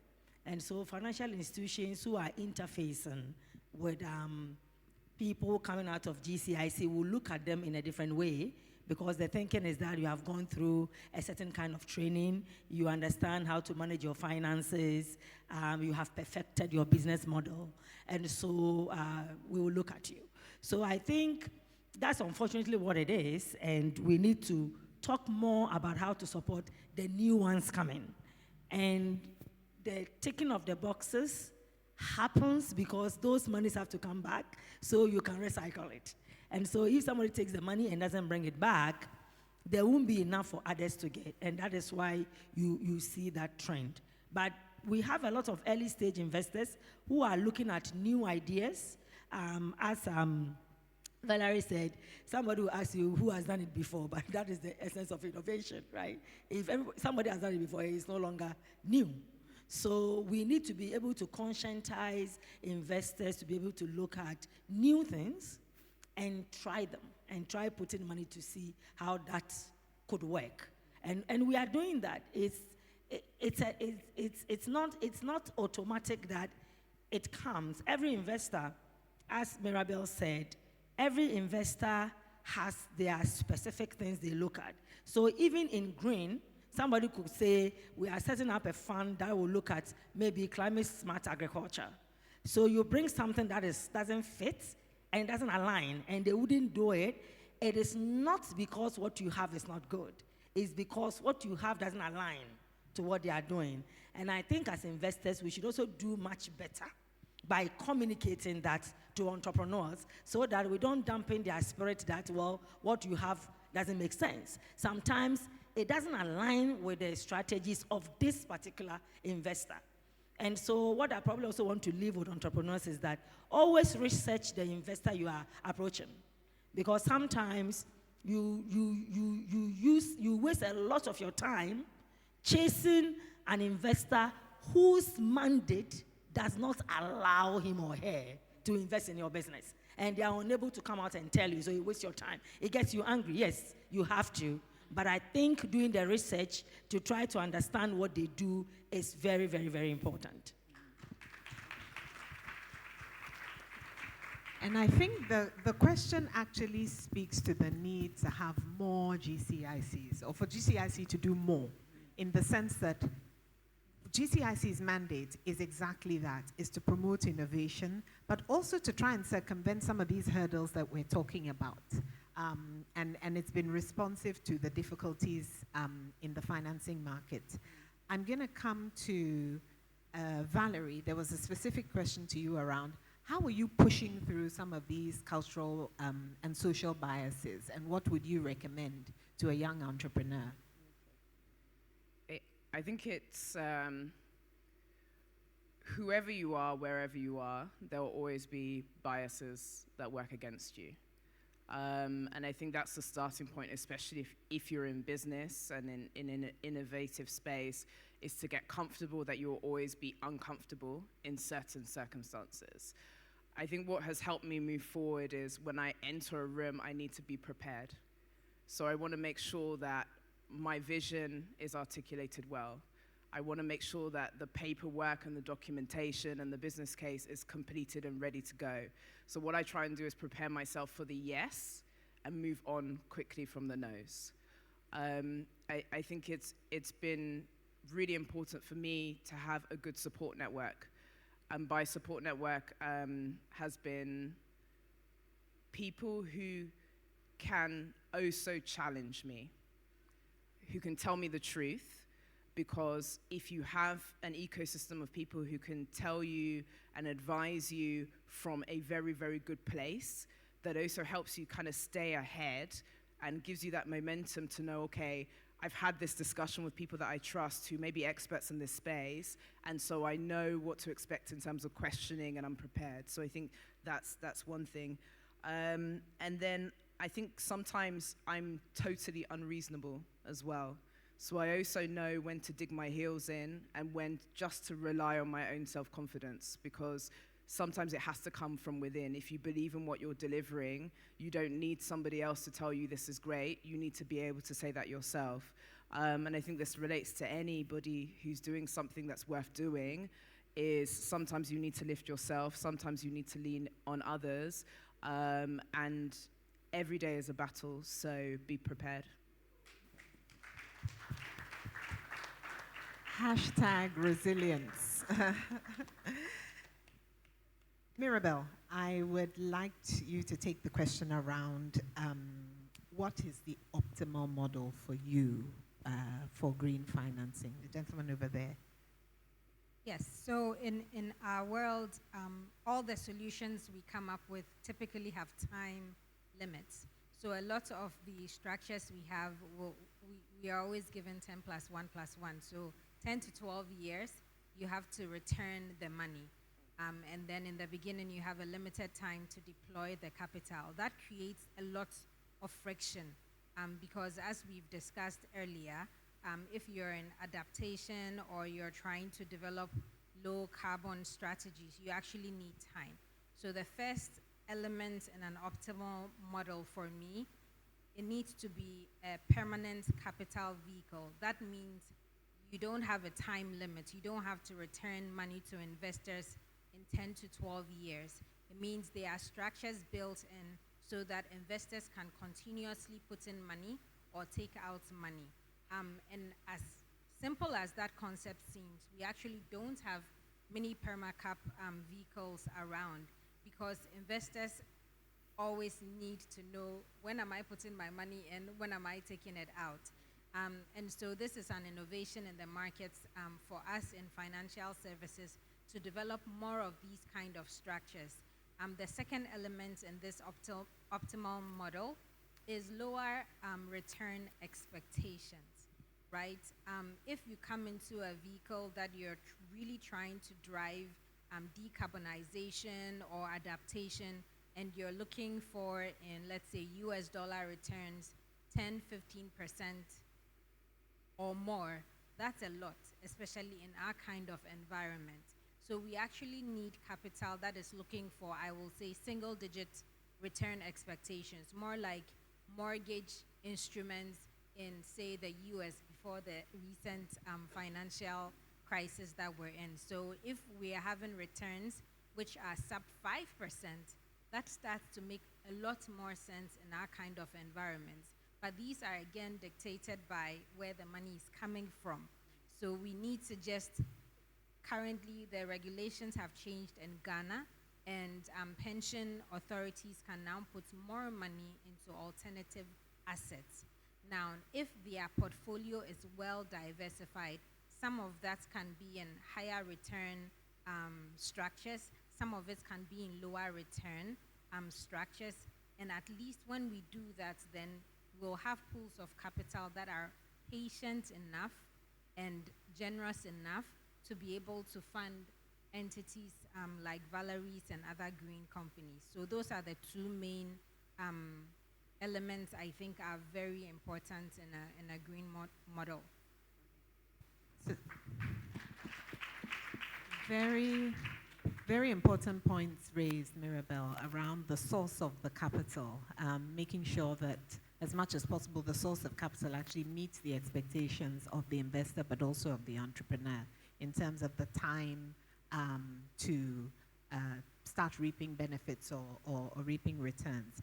I'm going to finish up, if you don't mind, Antoine, with one last question to Yao, just to wrap up. And Yao, in Ruka's opening remarks, she talked about there are no obligations on the state at the moment, to transition to a low-carbon economy. So government clearly expresses support at the moment for transitioning to a low-carbon economy, but at the same time supports fossil fuel extraction, for example. So how can we be sure, from your perspective, that government or Ghana remains at the forefront of sustainable development, sustainability in the region? You're on the spot.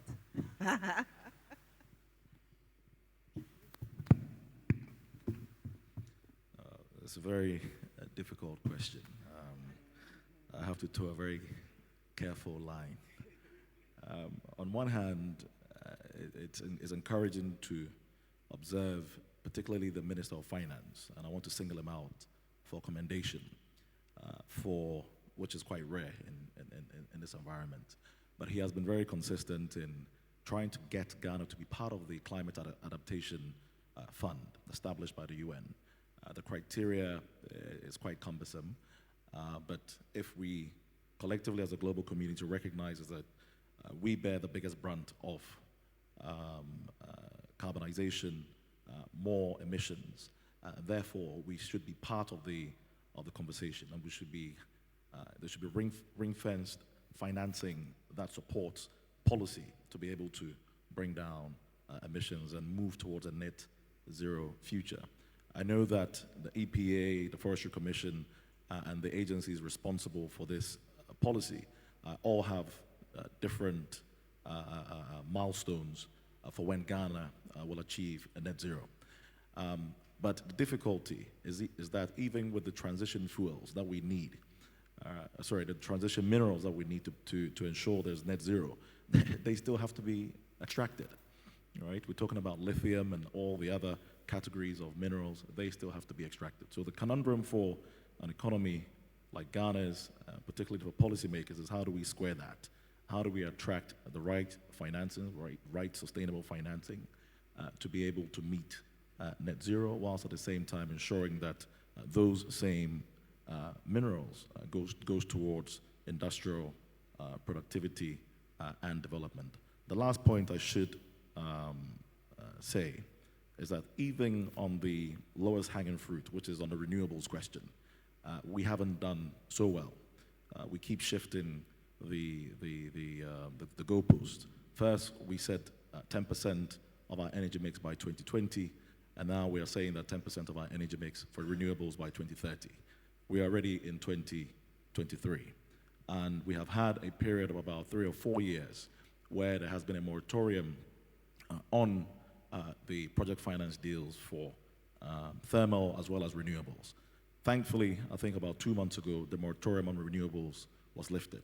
And so working with renewable companies, we want to try and attract capital to solar projects, to biomass, to wind, etc., so that at least we begin to start realizing that potential to meet the 10% by 2030. So GIPC opens its doors to have conversations with those who form capital, the banks, the likes of Mana, Mobility, and others, and the SMEs that are here, so that we collectively build a critical mass to attract the right financing for this space. Thank you.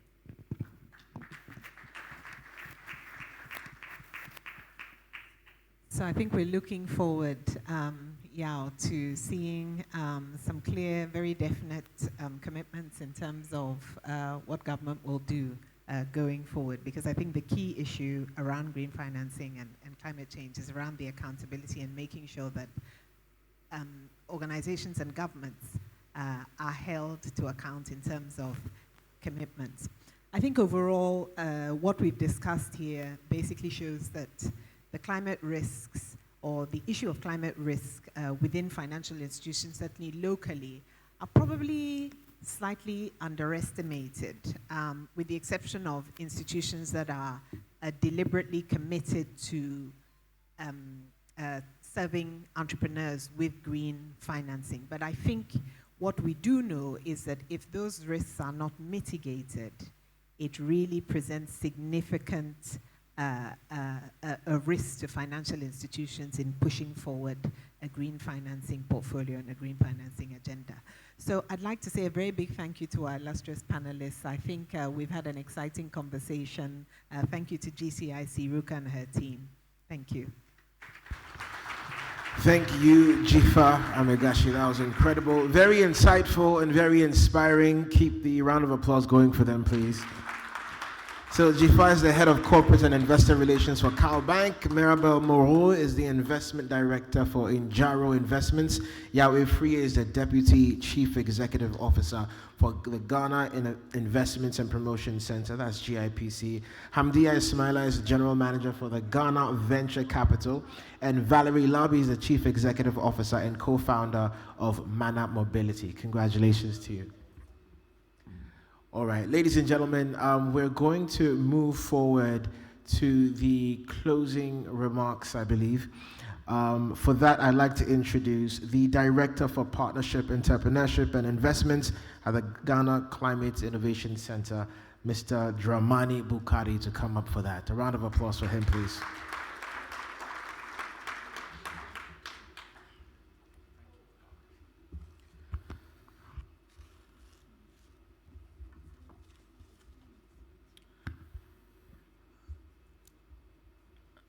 Thank you very much, distinguished ladies and gentlemen.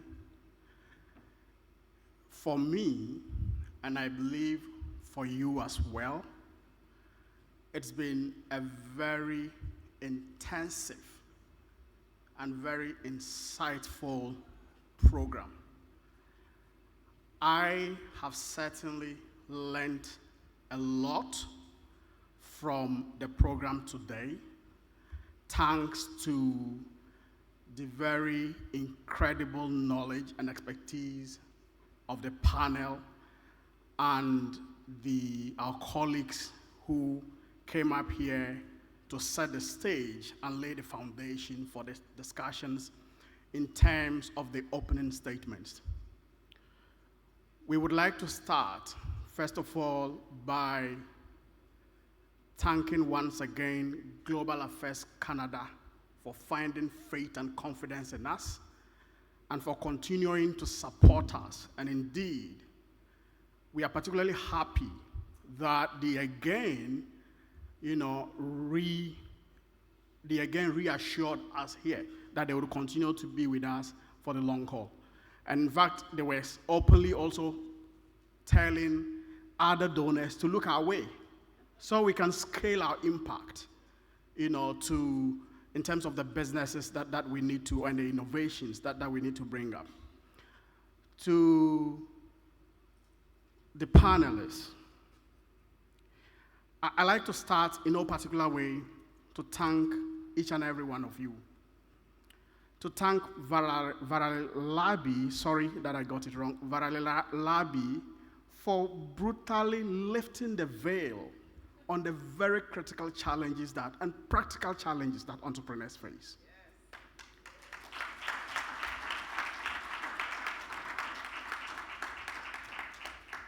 Again, to Cynthia Kwaku for telling us at what we are very effective at doing, enacting laws, and telling us again that we should fall at seeing them through or pulling them through, which for me is important, and that should leave us all thinking, and our policymakers particularly thinking about, rethinking how we do things from today.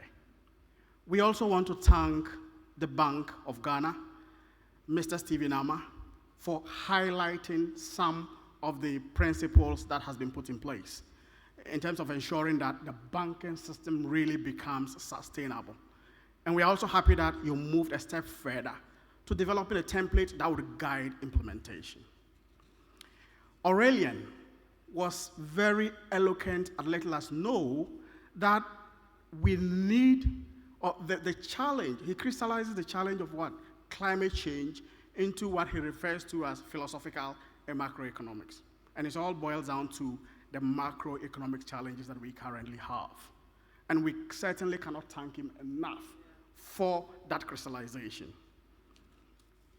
We thank Na Asiwakoni, who again was very eloquent in terms of highlighting, which sectors are doing very well in terms of progressing in their implementation of what? ESG, which is the extractive sector, and according to her, also the agricultural sector, if I recall correctly.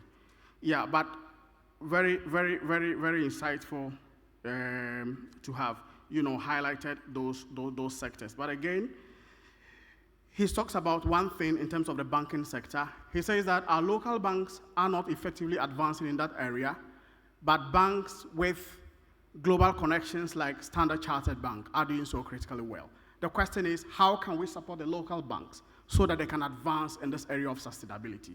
That remains a question that all of us must continue to ponder about as we live here.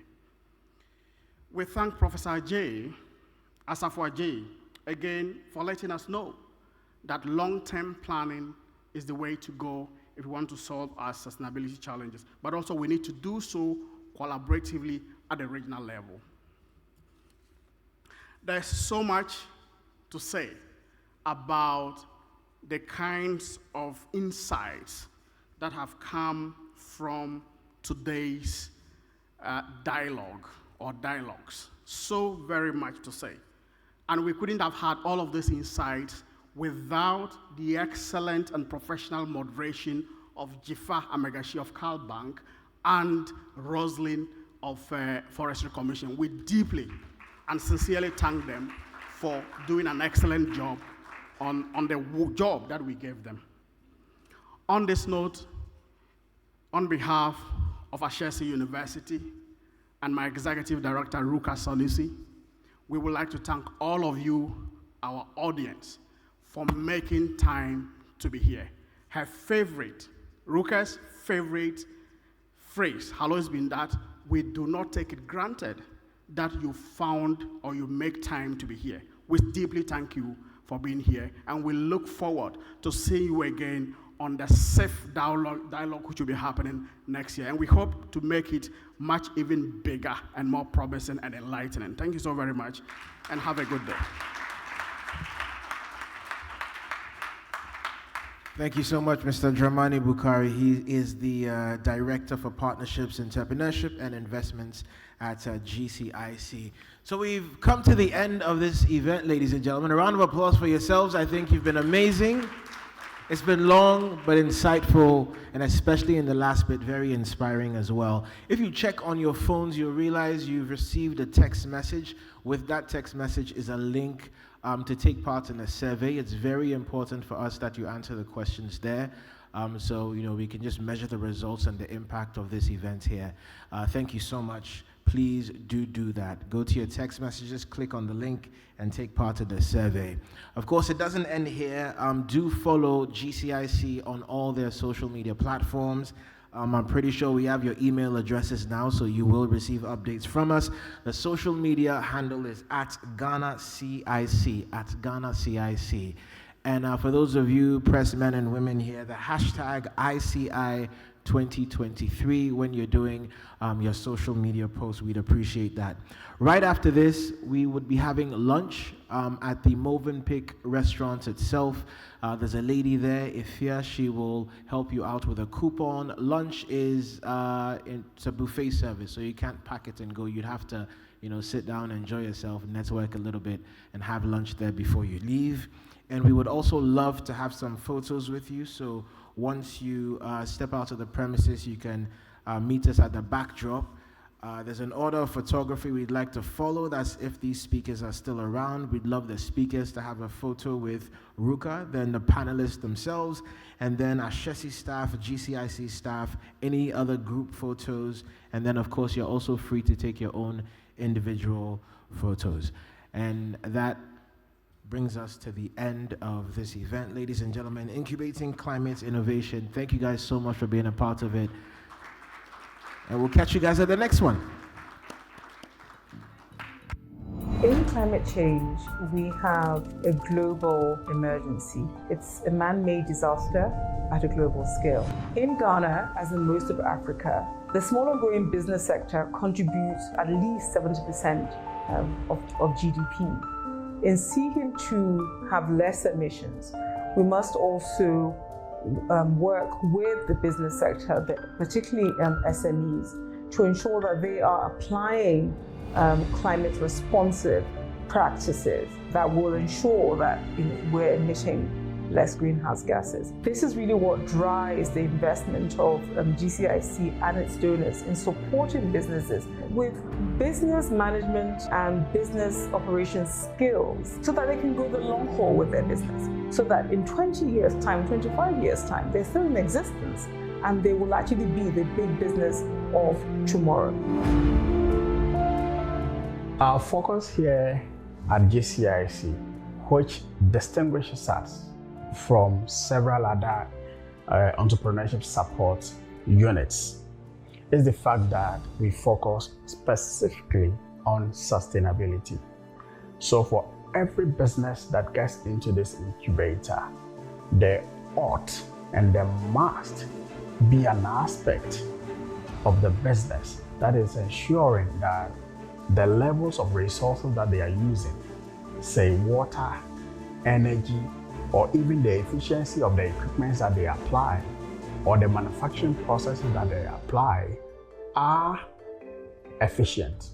Efficient to the extent that they can translate into a reduction in the levels of emissions that will go on to contribute to climate change. Everything around us revolves around ensuring that we are able to minimize our carbon footprints in the work that we do. For instance, being able to use recycled products from the environment. As part of our plan to mitigate climate change, we use paper boxes for packaging our vegetables for exports. At Asenra, we are using adaptive digital technologies to enhance the recovery of waste plastics for reuse and recycling. Also, as some of these plastics ends up in the landfills and in incinerators being burnt, we are recovering these plastics. It means that we are cutting that chain where the plastic ends up being burnt, producing carbon emissions into the atmosphere. HA Farms is an integrated agribusiness that is focused on producing healthy and affordable poultry products. What is unique about our business is that we are using natural herbs and other technologies that makes our production efficient and that reduces our cost of production. We are also practicing circular economy, where all the waste in our production is reused for other agricultural activities. So at Matspat Poultry Farm, what we do is we raise, we process and market eggs and chicken, which are being produced by our own layers and broilers. and sold on a commercial level to our customers in eco-friendly packages through delivery services at affordable prices. We know that male-led enterprises consistently outperform female-led enterprises. Of course, there are a few outliers, but generally that is, there's a genderized nature to entrepreneurship. What we're already finding, in fact, is that women entrepreneurs in the green economy are not receiving as much venture capital as male-led enterprises, right?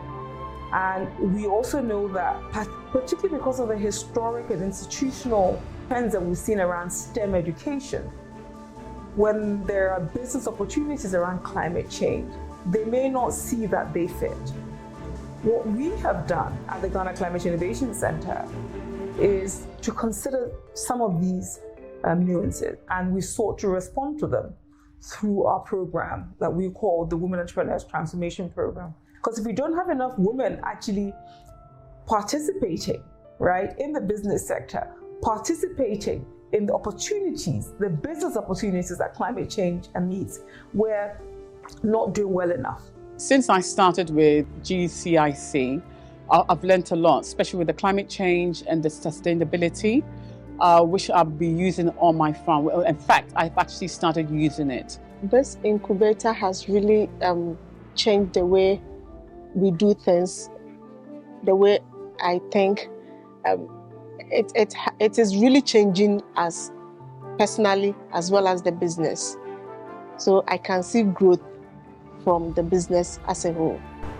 The entrepreneurship journey, as we all know, it's a very difficult one and sometimes a very lonely one. And so you need support systems. And here at the Ghana Climate Innovation Center, over time, through research and experience, we have come to understand what those building blocks are. And we have come to understand what the critical needs of businesses are. Last year, we supported 18 enterprises from across Ghana, 9 male-led, 9 female-led, for a period of 9 months. In that period alone of 9 months, these enterprises employed nearly 500 people. They created an additional, I think it was 52 jobs, right? They made CO2 savings of, I think, 169,000 metric tons, which is equivalent to what 99,000 Ghanaians emit every year. I think that's a remarkable result. In terms of revenues, I think it was in excess of $1.9 million, despite the economic challenges that we had in Ghana last year. So it's been a journey, but we recognize that we are on a journey, we're on a trajectory. The global climate emergency is not going to end in 1 month, in 1 year. It's going to take time, but the journey of 1,000 miles begins with just one step, right? So we recognize that, and we're determined to do all that we can to support enterprises on this entrepreneurial trajectory.